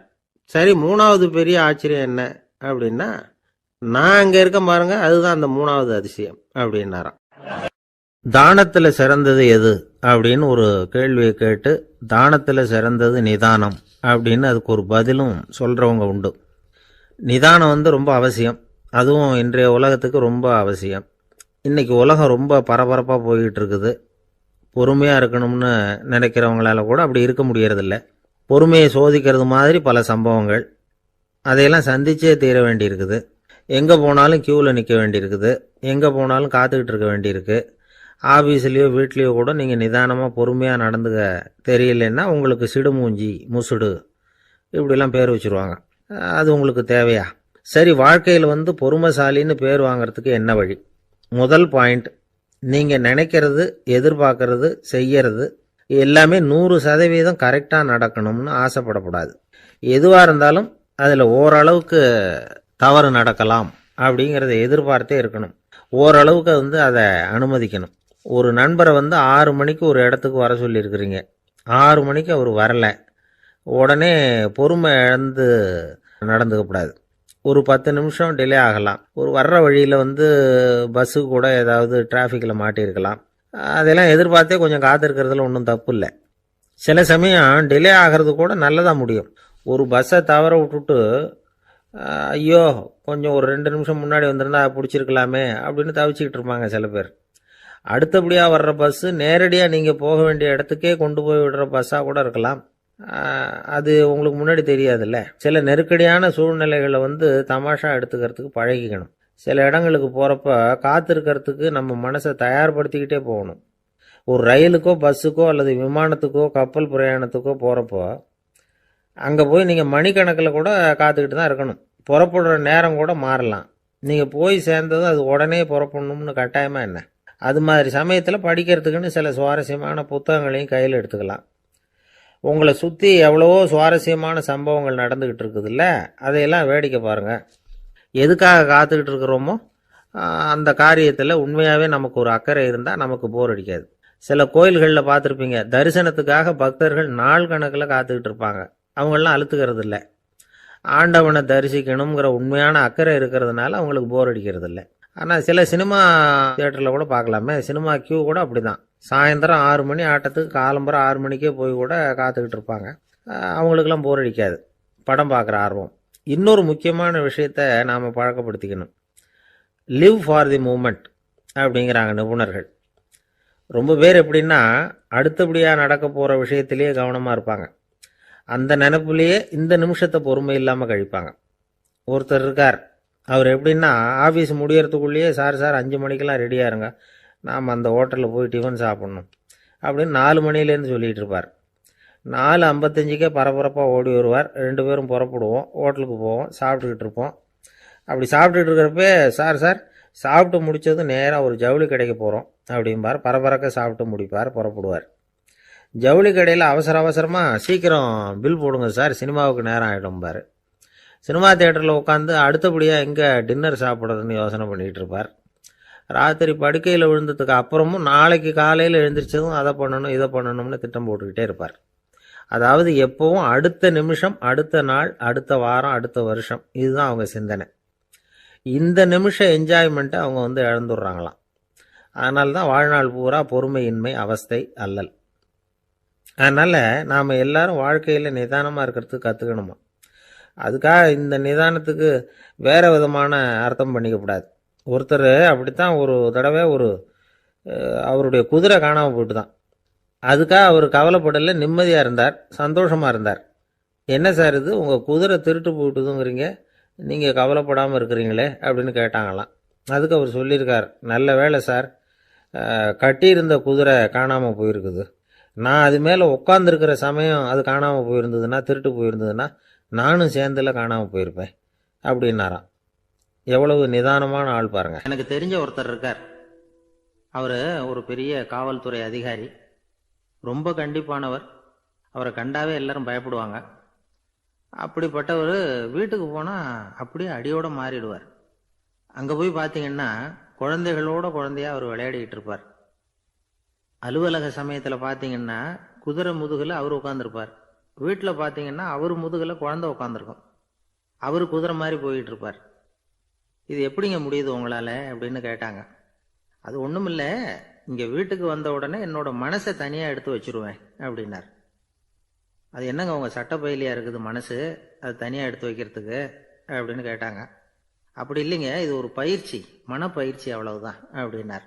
இப்படி சமயம் பார்த்து மனசை தனியாக வச்சுவிட தெரிஞ்சவங்க வாழ்க்கையில் எப்பவும் உற்சாகமாக இருப்பாங்க அப்படிங்கிறது பெரியவங்க கருத்து. ஒரு டாக்டர் ஆஸ்பத்திரியில் இருக்கிற வரைக்கும் டாக்டராக இருக்கலாம். அவர் மனைவிகிட்டையும் அவர் டாக்டராக இருக்க வேண்டிய அவசியம் இல்லை. ஒரு வக்கீல் கோர்ட்டில் இருக்கிற வரைக்கும் வக்கீலாக இருக்கலாம். வீட்டுக்கு வந்ததுக்கு அப்புறமும் வக்கீலாக இருக்க வேண்டிய அவசியம் கிடையாது. வீட்டில் குழந்தைகள்கிட்ட விளையாடும் பொழுதும் அதுகள்கிட்ட ஃபீஸு கேட்டுக்கிட்டு இருக்கக்கூடாது. நாம் எப்படி இருக்கணும்னு பெரியவங்க சொல்கிறாங்கன்னா, மனசோட சேரக்கூடாதான். அப்படி சேராமல் வாழ்க்கையை கவனிக்கணுமா. மனசை அப்படியே தனியாக எடுத்து பக்கத்தில் வச்சுடணும். அப்படின்னா அதை அப்படியே தூக்கி எறிஞ்சுடு அப்படின்னு அர்த்தம் இல்லை. ஏன்னா மனசுங்கிறது நமக்கு உபயோகப்படக்கூடிய ஒன்று தான். எப்போ அது தேவையோ அப்பப்போ எடுத்து உபயோகப்படுத்திக்கணும். தேவைப்படுறப்போ எடுத்து கண்ணாடியை மாட்டிக்கிறோம்ல, படிக்கும் பொழுது கண்ணாடி தேவைப்படுது, எடுத்து மாட்டிக்கிறோம் இல்லையா. அது மாதிரி கணக்கு போடுறதுக்கு மனசு தேவை. கடைக்கு போய் ஒரு பொருள் வாங்குகிறோம், காசு கொடுக்குறோம், மீதி சில்லறை சரியாக இருக்கா அப்படின்னு எண்ணி பார்த்து வாங்க வேண்டியிருக்கு. அந்த சமயத்தில் மனசை எடுத்து தனியாக வச்சுட்டேன் அப்படின்னு சொல்லிகிட்டு இருக்கக்கூடாது. பரீட்சைக்கு படிக்க வேண்டியிருக்குது, படித்ததையெல்லாம் அப்படியே நினைவில் வச்சுக்க வேண்டியிருக்கு. அந்த சமயத்தில் மனசை தூக்கி எறிஞ்சுட்டேன் சார் அப்படின்னு சொல்லிகிட்டு இருக்கக்கூடாது. அப்படி சொன்னால் பரீட்சை நம்மளை தூக்கி எறிஞ்சிடும். அதனால் தேவைப்படுறப்போ மனசை உபயோகப்படுத்தணும், தேவையில்லாதப்போ அதை தனியாக ஓய்வு எடுத்துக்க விட்டுடணும். இப்படி நாம் பழக்கப்படுத்திக்கிட்டா வாழ்க்கைங்கிறது நமக்கு புதுசாக தெரியுமா. மனசுக்கும் ஒரு சக்தி கிடைக்கும். எந்திரங்களுக்கு ஓய்வு கொடுக்குற மாதிரி மனசுக்கும் ஓய்வு கொடுக்கணும், இல்லைன்னா அது களைச்சி போயிடும். குழந்தைகள் மனசை சுமந்துக்கிட்டு இருக்கிறது இல்லை. இது முதியவர்கள் குழந்தைகள்கிட்ட இருந்து கற்றுக்க வேண்டிய ஒரு பாடம். ஆனாலும் இந்த கால குழந்தைகள்கிட்ட ரொம்ப எச்சரிக்கையாக இருக்க வேண்டியிருக்கு. ஒரு தாத்தாவும் பேரனும் விளையாடிக்கிட்டு இருக்கிறாங்க. தாத்தா, எனக்கு சைக்கிள் ஓட்ட கற்றுக் கொடு அப்படிங்கிறான் பேரன். சைக்கிள் உயரம் கூட இல்லை, அதுக்குள்ளே சைக்கிள் ஓட்டணுமா அப்படின்னார் தாத்தா. ஏன் தாத்தா, ரயில் ஓட்டுறாரே, அவர் என்ன ரயில் நீளமா இருக்கார் அப்படின்னு கேட்டானா அந்த பையன். நாட்டில் நல்லவங்க ஒருத்தர் 2 பேர் இருக்கிறதுனால தாங்க மழையே பெய்யுது அப்படின்னு சொல்றது உண்டு. நல்லார் ஒருவர் உளரேல் அவர் பொருட்டு எல்லாருக்கும் பெய்யும் மழை. சில சமயம் ரொம்ப பேர் திடீர்னு நல்லவங்களா ஆயிடுவாங்க போல இருக்கு. அதனால தான் விடாம பேய் மழையா கொட்டி தீர்த்துடுது. எல்லாரும் நல்லவங்களாயிட்டா உலகமே தாங்காது போல இருக்க. அப்பப்போ ஒருத்தர் 2 பேர் நல்லவங்களாகணும், அப்பதான் சீரா மழை பெய்யும். மாசத்துக்கு 3 பேர் நல்லவங்களானா மாதம் மும்மாரி பொழியும். இதெல்லாம் வேடிக்கை பேச்சு. இப்போ இதெல்லாம் ஒரு பக்கம் இருக்கட்டும், இப்போ விஷயத்துக்கு வருவோம். ஒரு கும்பல்ல நல்லவன் யாரு அப்படிங்கிறத எப்படி கண்டுபிடிக்கிறது? இதுக்கு ஒரு வேடிக்கை கதை உண்டு. என்னுடைய நண்பர் ஒருத்தருக்கு அவங்க பாட்டியம்மா சொன்ன கதையா அது. அது என்ன கதைன்னா, ஒரு ஊர்ல ஒரு சமயம் பலமான மழை பெய்ய ஆரம்பிச்சுட்டு தான். இடி மின்னல் ரொம்ப கடுமையா இருந்திருக்குது. ஆரம்பிச்ச மழை வர வர கடுமையா ஆகிட்டு இருக்குதே தவிர நிக்கிற பாடா தெரியல. ஊர் ஜனங்கள்லாம் பார்த்தாங்க. இதுக்கு மேலேயும் வீட்டு உள்ள இருந்தா ஆபத்துங்கிறத புரிஞ்சுக்கிட்டாங்க. ஏன்னா வீடெல்லாம் இடிஞ்சு விழுந்துருமோங்கிற பயம். உடனே எல்லாரும் புறப்பட்டு ஊருக்கு பொதுவா இருந்த ஒரு மண்டபத்துல போய் தங்கிக்கிட்டாங்க. மின்னல் கடுமையா இருந்தது. இடி எந்த நேரத்திலையும் விழலாம்ங்கிற நிலைமை. எப்போ விழலாம்னு பார்த்துக்கிட்டு இருக்குது. அந்த மண்டபத்தில் இருந்த ஜனங்கள் மனசுக்குள்ள ஒரு பயம். நம்ம கூட்டத்தில் யாராவது ஒரு கெட்டவன் பாவம் பண்ணவன் இருந்தா கூட இடி இந்த மண்டபத்தில் விழுந்துரும், அது எல்லாருக்கும் ஆபத்து அப்படின்னு நினைச்சாங்க. சரி, இதுக்கு என்ன பண்ணலாம் அப்படின்னு யோசனை பண்ணாங்க. அந்த கூட்டத்தில் ஒரு பெரியவர் இருந்தார். அவர் ஒரு யோசனை சொன்னார். இதை பாருங்க, அதுக்கு ஒரு வழி இருக்கு. அதோ எதிர்த்தாப்புல கொஞ்சம் தூரத்தில் ஒரு உயரமா மரம் ஒன்று இருக்கு பாருங்க. பொதுவாக இடி சுலபமாக விழறது அது மாதிரி உயரமான மரத்துல தான். நம்ம கூட்டத்தில் இருக்கிறவங்க எல்லாரும் ஒவ்வொருத்தரா போய் அந்த மரத்தை தொட்டு விட்டு திரும்பி வந்துடணும். நம்மள பாவம் பண்ணவன் யாரோ அவன் அந்த மரத்தை தொடுற சமயத்தில் இடி விழுந்துரும், அவன் மட்டும் போயிடுவான், மண்டபத்தில் இருக்கிற நாமெல்லாம் பொழைச்சிக்கலாம் அப்படின்னு ஐடியா கொடுத்தாரு அந்த பெரியவர். இது நல்ல யோசனையா பட்டது. எல்லாரும் ஒத்துக்கிட்டாங்க. ஒவ்வொருத்தரா போய் அந்த மரத்தை தொட்டு விட்டு திரும்பி வந்தாங்க. இடி எதுவும் விழலை. இன்னமும் பாவம் பண்ண ஆசாமி அதை போய் தொடலை போல இருக்கு அப்படின்னு நினச்சிக்கிட்டாங்க. ஒவ்வொருத்தரா போகிறாங்க. எல்லாரும் போய் தொட்டுவிட்டு வந்தாச்சு. இன்னும் ஒரே ஒரு ஆசாமி தான் பாக்கி. கடைசியாக இருந்த அந்த ஆள் பயந்துட்டான். இது வரைக்கும் இடி விழலைன்னா இப்போ என்ன அர்த்தம்? இப்போ நாம தான் பாக்கி, நாம தான் தப்பு பண்ண ஆள் போல இருக்கு அப்படின்னு நினச்சிட்டான். அதனால் துணிச்சலாக போய் தொடுறதுக்கு பயந்தான். தயங்கிக்கிட்டே இருந்தான். இருந்தாலும் மற்றவங்கள்லாம் சும்மா இருப்பாங்களா? கட்டாயப்படுத்தி கழுத்தை பிடிச்சி தள்ளாத குறையா அவனை தள்ளி விட்டாங்க, போய் தொட்டுட்டு வாடான்னு. அவன் நடுங்கிட்டே போய் அந்த மரத்தை தொட்டான். அதே வினாடி ஒரு பயங்கரமான மின்னல் இடி விழுந்துட்டுது. எங்க விழுந்தது தெரியுமா? அந்த ஆள் மேல இல்ல, மண்டபத்துல விழுந்தது. மண்டபத்துல இருந்தவங்க பூரா காலி. அந்த ஒரு ஆள் மட்டும் பொழைச்சிக்கிட்டான். இந்த ஒரு ஆளை காப்பாத்துறதுக்காக தான் இடி மண்டபத்துல விழாம இருந்திருக்குது. இதுதான் கதை. அதனால நல்லவங்க எப்படியும் தப்பிச்சுக்குவாங்க அப்படிங்கிறது ஒரு நீதி. ஒருத்தன் அப்படிதான் தெருவில் நடந்து போய்கிட்டு இருந்தான், ரொம்ப நல்லவன். எதிரில் ஒருத்தன் சைக்கிளில் வந்துகிட்டு இருந்தான். அதுல மோதி இவன் கீழே விழுந்துட்டான். சைக்கிள்காரன் உடனே இறங்கி இவனை தூக்கி விட்டான். இவன் எழுந்திரிச்சு அவனை முறைச்சி பார்த்தான். அப்படி பார்க்காதீங்க சார், நீங்க ரொம்ப புண்ணியம் பண்ணியிருக்கீங்க, அதுதான் இப்போ சைக்கிளில் மோதிக்கிட்டீங்க அப்படின்றான். என்ன அப்படி சொல்றேன் நான்? இவன் 10 நிமிஷத்துக்கு முன்னாடி நான் லாரி ஓட்டிட்டு வந்தேன், அப்போ நீங்க எதிரில் வந்திருந்தீங்கன்னா என்ன ஆயிருக்கும் அப்படின்னானா அவன். ஊர்ல ஒரு மன்னர் இருந்தார். அழகான அரண்மனையில் அவர் இருந்தார். அந்த அரண்மனையை விட அழகா ஒரு மாளிகையை அந்த ஊர்லயே வேற ஒருத்தன் கட்டியிருந்தான். அப்படி கட்டி முடிச்சதுல அவனுக்கு ரொம்ப பெருமை. எத்தனையோ செல்வந்தர்கள்லாம் பார்த்துட்டு, இந்த மாளிகையை விலைக்கு கொடுத்துடுறியா, எவ்வளவு விலை சொன்னாலும் சரி நாங்க வாங்கிக்கிறதுக்கு தயாரா இருக்கோம் அப்படின்னு சொல்லி கேட்டு பார்த்துட்டாங்க. நான் இதை விற்கிறதுக்கு தயாரா இல்லை அப்படின்னு சொல்லிவிட்டான். அவ்வளவு சிறப்பா கலை அம்சத்தோடு அதை கட்டி முடிச்சிருக்கிறான். அதுவே ஒரு பெரிய அரண்மனை மாதிரி இருந்ததுன்னா பார்த்துங்களேன். சுற்றிலும் அழகான பூந்தோட்டம். ஒரு நாள் அவன் எங்கேயோ வெளியூர் போயிட்டு திரும்பி வந்துகிட்டு இருக்கிறான். அப்போ அந்த மாளிகை தீப்பெட்டி எரிஞ்சுக்கிட்டு இருக்கு. பதறி போட்டான்.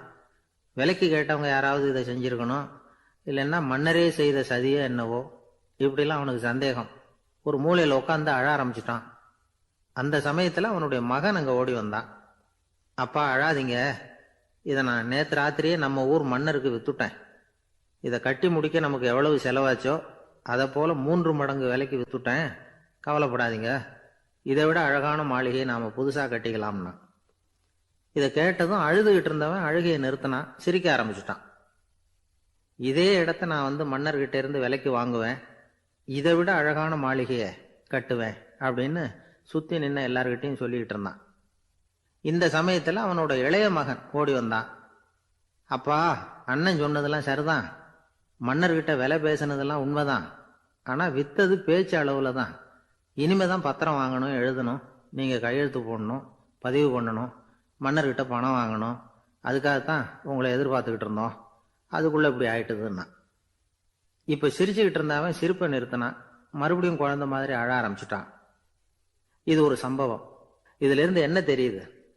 அந்த அழகான மாளிகை தன்னுடையது அப்படின்னு நினைக்கும் பொழுது அவனுக்கு அழுகை வந்தது. அது தன்னுடையது இல்லை அப்படின்னு நினைக்கிற போது சிரிப்பு வந்தது. மறுபடியும் அது தன்னுடையது தான் அப்படிங்கிற உணர்வு வரும்பொழுது அழுகை. எது எதிலிருந்து நீ நீங்கி இருக்கிறாயோ அது அதிலிருந்து உனக்கு துன்பம் இல்லை அப்படிங்கிறார் திருவள்ளுவர்.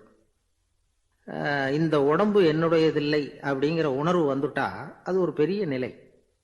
அந்த நிலை வரணும். எல்லாத்தையும் பயன்படுத்திக்கலாம், ஆனா பற்றுல விழுந்துடக்கூடாது. உலகத்தில் இருங்கள், ஆனால் உலகத்தவராக இருக்காதீர்கள். உலகிற்குள் இருங்கள், உலகம் உங்களுக்குள் வந்துவிட அனுமதிக்காதீர்கள். விலகி இருங்கள், விழித்திருங்கள், மௌனமாய் பார்த்திருங்கள் அப்படிங்கிறது சான்றோர் கருத்து. செய்ய வேண்டிய கடமையிலிருந்து விலகி இருக்கிறவர்கள் நம்ம கிட்ட நிறைய பேர் உண்டு. அப்படிப்பட்ட ஒருத்தர் டாக்டர் கிட்ட போனார். டாக்டர், நான் ஒரு கவர்மெண்ட் ஆபீஸ்ல வேலை பார்க்குறேன், எனக்கு ஒரே அசதியா இருக்கு, என்னை சோதிச்சு பாருங்க, ஆலோசனை சொல்லுங்க ஏதாவதுன்னார். டாக்டர் அவரை பரிசோதனை பண்ணி பார்த்துட்டு சொன்னார், இதோ பாரு, உனக்கு இப்போ தேவைப்படுறது முழு ஓய்வு. நீ எவ்வளவு சீக்கிரமா ஆபீஸுக்கு போறியோ அவ்வளவுக்கு உனக்கு நல்லது அப்படின்னாராம். அளவுக்கு மிஞ்சினா எதுவுமே இடைஞ்சல் தானே. அன்பும் அப்படிதான். அன்பு அதிகமா இருந்தா அது எப்படி கெடுதல் பண்ணும் அப்படிங்கிற சந்தேகம் உங்களுக்கு வரலாம். தசரதன் கதை என்னாச்சு? கைகேயி மேல வச்ச அளவு கடந்த அன்பு ராமன் காட்டுக்கு போறாப்புல ஆயிட்டுதுல்ல. தசரதன் எப்பேற்பட்ட அரசன்? விஸ்வாமித்திரர் சொல்றார், என்ன மாதிரி முனிவர்களுக்கும் தேவர்களுக்கும் ஏதாவது கஷ்டம் வந்தா முதல்ல முருகன் கிட்ட போவோம், அப்புறம் பரமசிவனை போய் பார்ப்போம், அதுக்கப்புறம் திருமால் கிட்ட போவோம், அப்புறம் பிரம்மன் இந்திரன் இவங்களையெல்லாம் போய் பார்ப்போம், இவங்களாலையெல்லாம் முடியலன்னா கடைசியில் அயோத்திக்கு வருவோங்கிறார். உன்னை விட்டா வேற கதி உண்டோ அப்படின்னு தசரதனை பார்த்து விஸ்வாமித்திரரே சொல்றார். அப்பேற்பட்ட அரசன் தசரதன் கைகேயி காலில் விழறான். உன் பாதங்களை தொட்டு கெஞ்சி கேட்டுக்கிறேன், ராமனை காட்டுக்கு அனுப்பாதேங்கிறான். தசரதனுடைய இந்த நிலைமைக்கு என்ன காரணம்?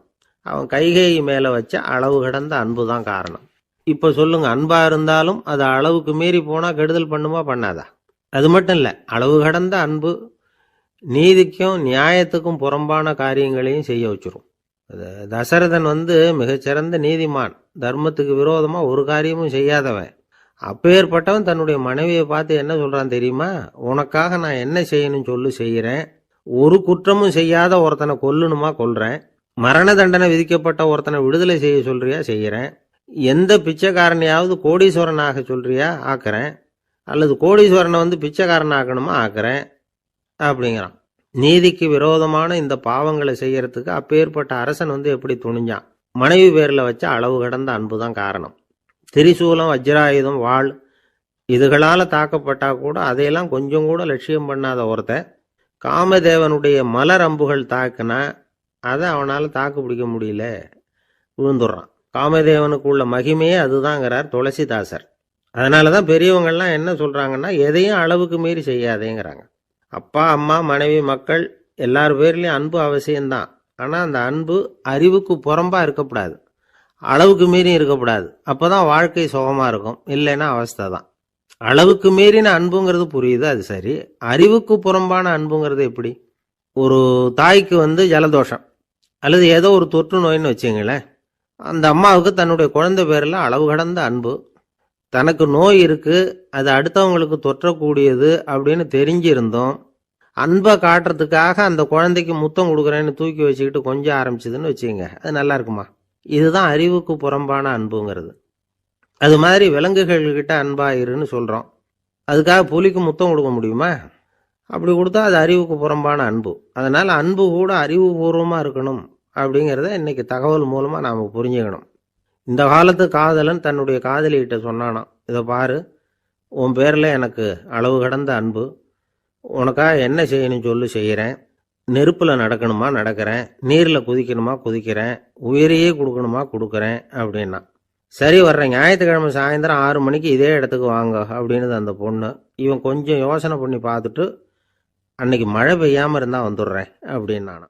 ஒரு ஊரில் ஒரு ஆள் இருந்தான், தையல் கடை வச்சுருந்தான். அவங்கிட்ட ஒருத்தன் ஒரு சட்டை துணி எடுத்து கொடுத்து தைக்க சொல்லியிருந்தான். வர்ற சனிக்கிழமை வா, வந்து வாங்கிட்டு போ அப்படின்னு அவன் சொல்லியிருந்தான். அதே மாதிரி இவன் வந்தான். அவன் தச்சு வச்சிருந்த சட்டையை கொடுத்தான். இவன் வாங்கி அங்கேயே போட்டு பார்த்தான். கை நீளம் ஒன்றுக்கு ஒன்று வித்தியாசமாக இருந்தது. வலது கை இடது பக்கத்தை விட நீளம் குறைச்சலாக இருந்தது. அவன் முணுமுணுக்க ஆரம்பிச்சுட்டான், என்ன இது இப்படி தைச்சுட்டியேன்னு. இதுக்கு அவன் சொன்னான், ஐயையோ இதுக்காகவா சங்கடப்படுறீங்க, வலது கையை மட்டும் கொஞ்சம் உள்ளே இழுத்தாப்புல வச்சுக்கிட்டிங்கன்னா சரியாக போகுது, மற்றபடி அந்த சட்டையில் உள்ள கலை அம்சத்தை கவனிங்க, எவ்வளோ அற்புதமாக தைச்சிருக்கேன் பாருங்கள், ஒரு சின்ன குறைய இப்படிலாம் பொருட்படுத்த வேண்டியதில்லை, நான் சொன்னது மாதிரி கையை கொஞ்சம் உள்ளே இழுத்தது மாதிரி வச்சுக்கிட்டு நடந்து போங்க, ஜோராக இருக்கும் அப்படின்னா. அவனும் யோசித்து பார்த்தான். சரியான யோசனையாக தான் தோணுச்சு. கொஞ்சம் முயற்சி பண்ணி வலது கையை கொஞ்சம் உள்ளே இழுத்து சட்டை சரியாக இருக்கிறது மாதிரி பண்ணிக்கிட்டான். இப்போ மறுபடியும் ஒரு பிரச்சனை. வலது கையை உள்ளே இழுத்த மாதிரி அப்படியே வச்சுக்கிட்டதும் முதுகு பக்கம் கொஞ்சம் துணி தளர்த்தியாக தொங்குறது மாதிரி தெரிஞ்சுது. என்ன இது, முதுகு பக்கம் துணி குவிஞ்சுட்டுதே, தொங்குதே அப்படின்னா மறுபடியும். அடடா, இதுக்காகவா கவலைப்படுறீங்க, உடம்பு அதுக்கு தகுந்த மாதிரி கொஞ்சம் வளைச்சிக்கிட்டா சரியாக போடுது, இதுக்காக அந்த அழகான தையலை பிரித்து அதில் உள்ள கலை அம்சத்தை கெடுக்கிறதுக்கு என் மனசு இடம் தரல, எவ்வளவுக்கு தளர்த்தியாக இருக்கோ அவ்வளவுக்கு கொஞ்சம் உடம்பை வளைச்சி அப்படி குனிஞ்சது மாதிரி போங்க போதும் அப்படின்னா. அதுவும் நல்ல யோசனையாக தான் பட்டுது இவனுக்கு. சரின்னு சொல்லிவிட்டு புறப்பட்டான். தெருவில் இறங்கினான். கையை கொஞ்சம் உள்ளே இழுத்தான், உடம்பை கொஞ்சம் முன்னால் வளைச்சான், சட்டைக்கு தகுந்த மாதிரி உடம்ப பண்ணிக்கிட்டான், மெதுவாக நடந்து போகிறான். இப்போ எதிரில் இன்னொருத்தன் வரான். இவனை பார்க்குறான். இவன் போட்டிருக்கிற சட்டையை பார்க்குறான். ஆஹா அற்புதம்ங்கிறான். சும்மா சொல்லக்கூடாது, ரொம்ப நல்லா இருக்குது, நிச்சயமாக இது இந்த ஊர் மேலே தெருவில் இருக்கிற ஒருத்தன் இருக்கானே, அவன் தைச்சதாக தான் இருக்கணும் அப்படின்னா. இதை கேட்டதும் அவனுக்கு ஆச்சரியம். எப்படி அவ்வளவு கரெக்டாக கண்டுபிடிச்சிங்க அப்படின்னு கேட்டிருக்கான்.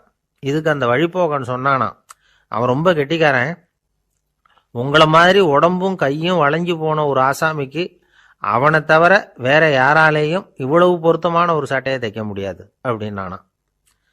பாருங்க, அவனுக்காக இவன் அனுசரிக்க போய் இவனோட நிலைமை எப்படி ஆயிட்டுது பாருங்க. இதே மாதிரி தான் சில சடங்குகளும் சம்பிரதாயங்களும் நம்மளை கோமாளி ஆக்கி விட்டுரும். எதுவாக இருந்தாலும் அதில் அறிவுபூர்வமான அணுகுமுறை அவசியம். ஒரு நர்ஸ் அவசரமாக ஓடி டாக்டர்கிட்ட சொல்லிச்சான், டாக்டர் ஒரு தப்பு நடந்து போச்சு, 10ஆம் நம்பர் பெட்டில் இருக்கிற பேஷண்ட்டுக்கு காலில் ஆப்ரேஷன் பண்ணுறதுக்கு பதிலாக கையில் ஆப்ரேஷன் பண்ணி விட்டீங்க, கை ஆப்ரேஷன் பண்ணிக்க வேண்டிய ஆள் 7ஆம் நம்பர் பெட்டில் இருக்கார் அப்படின்னு தான். அதுக்கு இவர் பதட்டப்படாமல் சொன்னாராம், பரவாயில்ல, இவரை தூக்கி 7ஆம் நம்பர் பெட்டில் போட்டுரு அப்படின்னாராம். இன்பம் துன்பம் இது ரெண்டும் சேர்ந்தது தான் வாழ்க்கை. இது எல்லாரும் சொல்லிகிட்டு இருக்கிற ஒரு உண்மை. அது சரி, இது ரெண்டும் வர்றதுக்கு என்ன காரணம்? துறவி ஒருத்தர் யோசிச்சு பார்த்துருக்கார். இன்ப துன்பம் தோன்றுவதற்கு முக்கியமாக 6 காரணங்கள் உண்டு அப்படிங்கிறார் அவர். அது என்னங்கிறத நாமளும் தெரிஞ்சு வச்சுக்குவோமே. இப்போ முதல் காரணம் சுயநலம். ஒரு தாயார் தன்னுடைய சுயநலம் கருதி தன்னுடைய மகன் இன்பமாக இருக்கணும்னு ஆசைப்படுறாங்க. மகனும் அப்படியே ஆசைப்படுறான். அதனால் தாயாரின் இன்ப துன்பங்களை பார்த்துட்டு மகனும் இன்ப துன்பம் அடையிறான். அந்த அம்மாவுக்கும் அதே நிலைமை தான். 2வது காரணம் உறவு. நான் துறவியான பிறகு கூட உறவுங்கிற காரணத்தினால தான் தாயாருடைய சுக துக்கங்களை கண்டு நானும் சுக துக்கம் அடைகிறேன், என் தாயாருடைய நிலைமையும் இதுதான் அப்படிங்கிறார் ஒரு துறவி. 3வது காரணம் என்னன்னா அறிமுகம். எனக்கு அறிமுகமான ஒருத்தரை ரயில் நிலையத்தில் சந்திக்கிறேன். அவர் தன்னுடைய பணப்பையை எங்கேயோ தொலைச்சிவிட்டு வருத்தப்பட்டு இருக்கிறார். நானும் வருத்தப்படுறேன். அந்த சமயத்தில் யாரோ ஒருத்தர் இதுதானே அவங்க பணப்பை அப்படின்னு சொல்லி கொண்டாந்து நீட்டுறார். பணப்பையை தொலைச்சவர் சந்தோஷப்படுறார், நானும் சந்தோஷப்படுறேன். இது அந்த துறவி சொல்கிற அனுபவம். 4வது காரணம் என்னன்னா கருணை. எனக்கு முன்னே பின்ன தெரியாத ஒருத்தனை யாரோ ஒருத்தன் அடித்து காயப்படுத்தி போடுறான். கருணை காரணமாக நான் அதுக்காக துக்கப்படுறேன். 5வது காரணம் எதையும் நம்புறது. ஒரு பசுமாட்டை ஒரு முரணை அடிச்சுக்கிட்டு இருக்கிறான் அப்படின்னு ஒருத்தர் வந்து நம்மகிட்ட சொல்கிறாருன்னு வைங்க, உடனே நான் துக்கப்படுறேன். இன்னொருத்தர் வந்து அந்த முரணனை போலீஸ்காரங்க பிடிச்சிட்டு போயிட்டாங்கன்னு சொல்லி சொல்கிறார், நான் உடனே சந்தோஷப்படுறேன். 3வதா ஒருத்தர் வந்து முதல் 2 பேரும் சொன்னது பொய்யுங்கிறார், அப்போ நான் இன்ப துன்பம் ரெண்டுமே இல்லாமல் நிம்மதியாக இருக்கிறேன். இது ஒரு விதம்.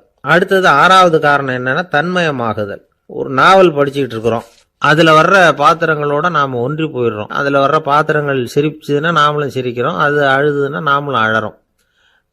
அதெல்லாம் வந்து அந்த துறவி சொல்கிற அனுபவ உண்மைகள். இன்ப துன்பம் இது ரெண்டும் தோன்றுவதற்கு சுயநலம், உறவு, அறிமுகம், கருணை, எதையும் நம்புறது, தன்மயமாகிறது, இது எல்லாம் தான் முக்கிய காரணம் அப்படின்னு அவர் சொல்கிறார். ஆகக்கூடி ஒட்டு மொத்தமாக யோசனை பண்ணி பார்த்தா பிற பொருள்கள் மீது பற்றுதல் காரணமாக தான் நாம் வந்து இன்ப துன்பம் அடையிறோம் அப்படிங்கிறத புரிஞ்சிக்க முடியுது. மனுஷன் வந்து இன்ப துன்பம் அடையிறதுக்கு 7வது காரணம் கூட ஒன்று உண்டு அப்படின்னு சொல்லிகிட்டே வந்தார் ஒருத்தர். அது என்ன அப்படின்னு கேட்டோம். அதுதான் சார் இந்த நீங்கள் சொல்லிட்டு வர்ற இன்று ஒரு தகவல்னார். எப்படி சொல்கிறீங்கன்னு கேட்டோம். இன்று ஒரு தகவல் கேட்க ஆரம்பிக்கிறப்போ மனசில் இன்பம், ஆரம்பித்த உடனே இது ஏற்கனவே கேட்ட சமாச்சாரமாச்சே அப்படின்னு நினைக்கிறப்போ துன்பம் அப்படின்னு அதுக்கு ஒரு விளக்கம் கொடுத்தார் அவர். ஒரு ஊரில் ஒரு சித்தர் இருந்தார், சூஃபி சித்தர். அவர் ஞானம் பெற்ற ஒரு சித்தர். ஒரு நாள் அந்த நாட்டு மன்னன் அவரை பார்க்கறதுக்காக வந்தான். என்ன வேணும் உனக்குன்னு கேட்டார். நான் கடவுளை பார்க்கணும், அதுக்கு நீங்கள் தான் உதவி பண்ணணும் அப்படின்னா அவன். சித்தர் கொஞ்சம் யோசனை பண்ணார். சரி போயிட்டு நாளைக்கு வாடினார். அதே மாதிரி மன்னன் போயிட்டு அடுத்த நாள் வந்தான். இங்கே நீ என்னோட ஒரு வாரம் தங்கியிருக்க வேண்டியிருக்கும்னார். சரின்னா ஒரு பிச்சை பாத்திரத்தை தூக்கி கையில் கொடுத்தார். அவனுக்கு ஒன்றும் புரியல, இருந்தாலும் வாங்கிக்கிட்டான். வாங்கிக்கிட்டு இதை என்ன செய்யணும் அப்படின்னு கேட்டான். இதை ஒன்றும் செய்ய வேணாம், இதை எடுத்துக்கிட்டு பக்கத்தில் உள்ள கிராமங்களுக்கு போ, வீடு வீடாக பிச்சை எடுத்துக்கிட்டு வா. அப்படி வந்த பிறகுதான் உனக்கு சாப்பாடும் ஓய்வும் கிடைக்கும். ஒரு வாரம் இப்படி செய், அதுக்கப்புறம் 8வது நாள் நாம் கடவுளை பற்றி யோசிக்கலாம் அப்படின்னார். இப்படி ஒரு சொன்னதை கேட்டதும் அந்த அரசனுக்கு அதிர்ச்சி ஆயிட்டுது. ஒரு மாதிரி ஆயிட்டான். தன்னுடைய சொந்த நாட்டில் சொந்த குடிமக்கள் கிட்ட போய் பிச்சை எடுக்கிறதா அப்படின்னு யோசனை பண்ணி பார்த்தான். அதுக்கப்புறம் மெதுவா அவன் அந்த சித்தரை பார்த்தான். ஐயா, சொந்த நாட்டிலேயே பிச்சை எடுக்கிறதுன்னா எனக்கு ஒரு மாதிரியா இருக்கு, வெக்கமா இருக்கு. நான் வேணும்னா வெளி தேசத்துல எங்கேயாவது போய் பிச்சை எடுக்கவா அப்படின்னு கேட்டான். இதுக்கு அந்த சித்தர் ஒரு சம்மதிக்கலை. இதோ பாரு, உன்னால பிச்சை எடுக்க முடியலன்னா பேசாம திரும்பி அரண்மனைக்கே போயிடு, அதுக்கப்புறம் கடவுளை பத்தி எல்லாம் பேசுறதுக்கு என்னை தேடிட்டு வரக்கூடாது அப்படின்னு விட்டார். மன்னன் தயங்கினான், இருந்தாலும் மனசை சரி பண்ணிட்டு சம்மதிச்சான். சரிங்க, ஒரு வாரம் இங்க தங்குறேன், நீங்க சொல்றது மாதிரி பக்கத்து கிராமங்களுக்கு போறேன், வீடு வீடா பிச்சை எடுக்கிறேன், வர்றேன் அப்படின்னா. ஒரு வாரம் தெரு தெருவா பிச்சை பாத்திரத்தோட அலைஞ்சான். சொந்த ஊர்ல சொந்த குடிமக்கள் கிட்ட பிச்சை எடுத்தான். 7 நாள் முடிஞ்சது. 8வது நாள் அந்த சித்தர் மன்னனை கூப்பிட்டார். இப்படி வாழ்னார், வந்தான். இனிமே நீ கடவுளை பத்தி என்கிட்ட கேட்கலாம்னார். இனிமே கேட்கறதுக்கு ஒண்ணுமே இல்லை சுவாமின்னா இவன். ஒரு வார காலம் பிச்சை எடுத்த பிறகுதான் கடவுளை காண முடியும் அப்படின்னு நான் கனவு கூட காணவில்லைன்னா. அப்படின்னா நீ பிச்சை எடுத்த காலத்துல அப்படி என்னதான் நடந்தது அப்படின்னு கேட்டார் அவரு. சுவாமி, ஒரு வார காலம் பிச்சை எடுத்ததுல என்னுடைய ஆணவம் அழிஞ்சுட்டுது, அது இப்போ இருக்கிற இடமே தெரியல, இப்போ அதை காணவே காணோம். பிச்சைக்காரனா இருந்தப்போ பெற்றதை மன்னனாக இருக்கும்போது பெற முடியாதுங்கிறத புரிஞ்சுக்கிட்டேன் அப்படின்னா மன்னன். அடக்கம் பிறந்தவுடன் தெய்வீக கதவுகள் திறந்து கொள்ளுகின்றன அப்படிங்கிறார் ஓஷோ. நம்மால் ஒருத்தன் ஆணவம் அழியணுங்கிறதுக்காக ஒரு திருவோட்டை எடுத்துக்கிட்டு தெரு தெருவா பிச்சை எடுக்க ஆரம்பிச்சான். என்ன, தெய்வீக கதவுகள் திறந்துதா அப்படின்னு கேட்டார் ஒருத்தர். தெய்வீக கதவு திறக்கிறதுக்கு முன்னாடியே எங்க வீட்டு கதவு சாத்திக்கிட்டுதுன்னா. என்னடா சொல்றேன்னார். இனிமே வீட்டுக்குள்ளேயே வர வேணாம், இதையே தொழிலா வச்சுக்கோ அப்படின்னு எங்க வீட்டில் சொல்லிவிட்டாங்க சார் அப்படின்னா. காசி மாநகரத்தை பிரம்மதத்தன் அப்படிங்கிற ராஜா ஆட்சி பண்ணிட்டு வந்தார். அவர் ஒவ்வொரு வருஷமும் ஒரு திருவிழா நடத்துறது வழக்கம். எல்லா தேசத்திலிருந்தும் எல்லா வகையான ஜனங்களும் அதில் வந்து கலந்துக்குவாங்க. ஒரு சமயம் அது மாதிரி விழா நடந்துக்கிட்டு இருந்தது. வைகுண்டத்திலேருந்து தேவலோகத்திலேருந்து நிறைய தேவகுமாரர்கள்லாம் காசி நகருக்கு அப்போது வந்திருந்தாங்க. அதில் முக்கியமாக ஒரு 4 தேவகுமாரர்கள், அந்த 4 பேரையும் சுற்றி ஏகப்பட்ட கூட்டம். அப்படி என்ன விசேஷம் அவங்கக்கிட்ட அப்படின்னா, மற்றவங்கள விட அவங்க முகம் அழகாக இருந்ததா அப்படி பார்த்தா அப்படியும் இல்லை. அவங்க அணிஞ்சிருந்த மலர் மாலைகள் தான் அதுக்கு காரணமாக. அந்த மலர்கள்லேருந்து அப்படி ஒரு அபூர்வமான நறுமணம். இதுக்கு முன்னாடி இப்படி ஒரு நறுமணத்தை அந்த ஊர் ஜனங்க அனுபவிச்சதே இல்லை. அதுதான் அந்த 4 பேரையும் சுற்றி கூட்டம். எல்லாரும் கேள்வி கேட்க ஆரம்பித்தாங்க. உடனே அந்த 4 தேவகுமாரர்களும் எல்லாருக்கும் தெரியும்படியாக வானத்தில் எழும்பி கொஞ்சம் உயரமாக நின்றுக்கிட்டாங்க. கீழே நின்றுக்கிட்டு இருந்த அரசன்லேருந்து ஆண்டி வரைக்கும் ஒருத்தர் பாக்கி இல்லாமல் ஒரே குரலில் எல்லாரும் அவங்கள பார்த்து, எங்களுக்கும் இது மாதிரி மாலையை போட்டுக்கணும்னு ஆசையாக இருக்குது, அதுக்கு நீங்கள் தான் அருள் பண்ணணும் அப்படின்னு கேட்டுக்கிட்டாங்க. மாலை போட்டுக்கிறதுனா எல்லாருக்கும் ஆசையாக தானே இருக்கும். அந்த 4 தேவகுமாரர்களில் ஒருத்தர் புத்தர் பிரான். அவர் சொன்னார், பூலோகவாசிகளே, நான் சொல்கிறத கொஞ்சம் பொறுமையாக கேளுங்க. கக்காரு அப்படிங்கிற கற்பக விருஷத்தின் மலர்களால் தொடுக்கப்பட்டது இந்த மாலை. இதுக்கு நிறைய சக்தி உண்டு. எந்த காலமும் இது வாடாது, வாசனையும் குறையாது. ஆனால் இதை அணிந்து கொள்கிறதுக்கு சில தகுதிகள் தேவை அப்படின்னார். என்ன தகுதி அது சொல்லுங்களேன் அப்படின்னு ஏக காலத்தில் எல்லாரும் சத்தம் போட்டாங்க. தீய இயல்புகள் உள்ளவங்க, இழிந்த சிந்தனை, இழிந்த செயல் உள்ளவங்க இந்த மாலையை அணிய முடியாது அப்படின்னார். அவ்வளோதான். கூட்டத்தில் சத்தம் போட்டவங்கள்லாம் மெதுவாக அப்படி அடங்க ஆரம்பிச்சிட்டாங்க. இன்னொரு தேவகுமாரன் சொன்னார், அடுத்தவங்க பொருளை அபகரிக்காதவன், அடுத்தவங்களுக்கு கெடுதல் பண்ணக்கூடிய பொய் பேசாதவன், பேராசையினால் கெட்ட வழியில் பொருள் ஈட்ட நினைக்காதவன் இந்த மாலையை போட்டுக்கலாம் அப்படின்னார். கூட்டத்திலிருந்து யாரும் முன்னுக்கு வரல. ஒரே ஒரு ராஜகுரு மட்டும் கொஞ்சம் முன்னாடி வந்தார். பெரியவர், படித்தவர். அவர், எனக்கு தகுதி இருக்குது அந்த மாலையை போட்டுக்கிறதுக்கு அப்படின்னார். வேறு ஒன்றும் இல்லை, பொய் சொல்லியாவது அந்த மாலையை வாங்கிக்குவோமே அப்படின்னு முடிவு பண்ணிட்டார் அவர். அவ்வளோதான், மாலையை வாங்கிட்டார். அடுத்த தேவகுமாரன் பேசினார். யாருக்கு திடமான அறிவும் மனமும் இருக்குதோ, யாருக்கு நல்ல காரியங்களில் அசையாத ஈடுபாடு இருக்குதோ, நல்ல அரிய பொருள்களை தனியாக தான் மட்டும் அனுபவிக்க விரும்பாதவர் யாரோ அவர் முன்னாடி வந்து இந்த மாலையை வாங்கிக்கலாம் அப்படின்னார். அந்த தகுதியும் எனக்கு இருக்குன்னார் ராஜகுரு. மாலையை வாங்கி போட்டுக்கிட்டார். இன்னொரு ராஜகுமாரன் பேச ஆரம்பித்தார். அறநெறியில் செல்வம் சேர்க்கணும், ஆடம்பர பொருள்களுக்கு அடிமையாகக்கூடாது, வெற்றி அடைஞ்சாலும் கர்வம் வரக்கூடாது, அப்படிப்பட்டவங்க இந்த மாலையை போட்டுக்கலாம்னார். துணிஞ்சு பொய் சொல்லி அதையும் வாங்கி கழுத்தில் போட்டுக்கிட்டார் இந்த ராஜகுரு. இன்னொரு ராஜகுமாரன் சொன்னார், சான்றோர்களை நிந்திக்காதவங்க, புறம் பேசாதவங்க இந்த மாலையை போட்டுக்கலாம்னார். அதையும் வாங்கி போட்டுக்கிட்டார். திருவிழா முடிஞ்சுது, எல்லோரும் திரும்பி போயிட்டாங்க. மறுநாள் ராஜகுரு 4 மாலைகளையும் போட்டுக்கிட்டு ராஜசபைக்கு வரார். வந்தவர் ரொம்ப அவஸ்தையோடு வர்றார். மாலையெல்லாம் வாடி போயிட்டுது, வாசனை எதுவும் கிடையாது. அது மட்டும் இல்லை, அவருக்கு கடுமையான தலைவலி வேறு வந்துட்டுது. துடிச்சு போயிட்டார். மாலையை கழட்டவும் முடியல. ஜனங்கள்லாம் அவரை பார்த்து சிரிக்க ஆரம்பிச்சிட்டாங்க. என்னத்துக்கு ஆசைப்படணும், ஏன் இப்படி கஷ்டப்படணும் அப்படின்னு. ராஜா பார்த்தார். மறுபடியும் விழாவுக்கு ஏற்பாடு பண்ணினார். தேவகுமாரர்கள்லாம் வந்தாங்க. ராஜகுரு வந்தார். மக்கள் முன்னிலையில் அவங்க காலில் விழுந்தார், மன்னிப்பு கேட்டுக்கிட்டார். இந்த மாலையை போட்டுக்கிற தகுதி எனக்கு இல்லை. தகுதி இல்லாத ஒருத்தன் தகாத தகுதியை பொய் மூலம் பெறணும்னு ஆசைப்படுறாங்களே, அவங்களுக்கெல்லாம் என்னுடைய தண்டனை ஒரு எச்சரிக்கையாக இருக்கட்டும்னார். அதுக்கப்புறம் தேவகுமாரர்கள் அவர் கழுத்தில் இருக்கிற மாலையை கழட்டினாங்களாம். அந்த மாலைகளும் பழையபடி மனம் கொடுக்க ஆரம்பிச்சுட்டு தான்.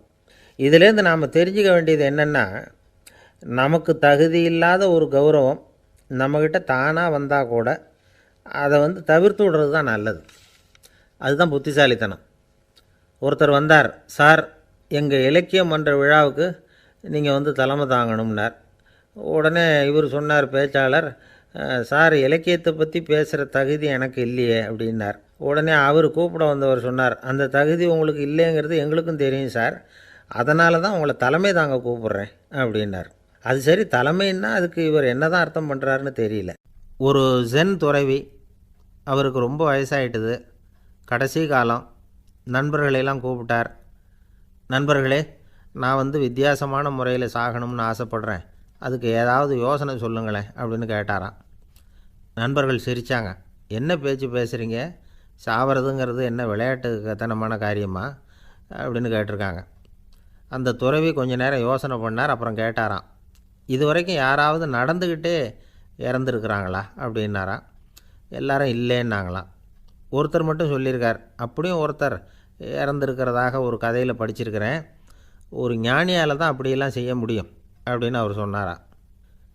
சரி, அப்படின்னா அந்த முறை நமக்கு வேணாம், நின்றுக்கிட்டே யாராவது உயிரை விட்டுருக்காங்களா அப்படின்னு விசாரித்தாராம். அப்படியும் ஒருத்தர் இறந்துருக்கிறார் அப்படின்னாங்களாம். மறுபடியும் அந்த துறவி யோசனை பண்ணியிருக்கிறார், ஏதாவது வித்தியாசமான முறையில் நாம் போகணும் அப்படிங்கிறது அவருடைய விருப்பம். மனிதன் எப்படி வாழ்கிறானோ அப்படி இறப்பது தான் நல்லது.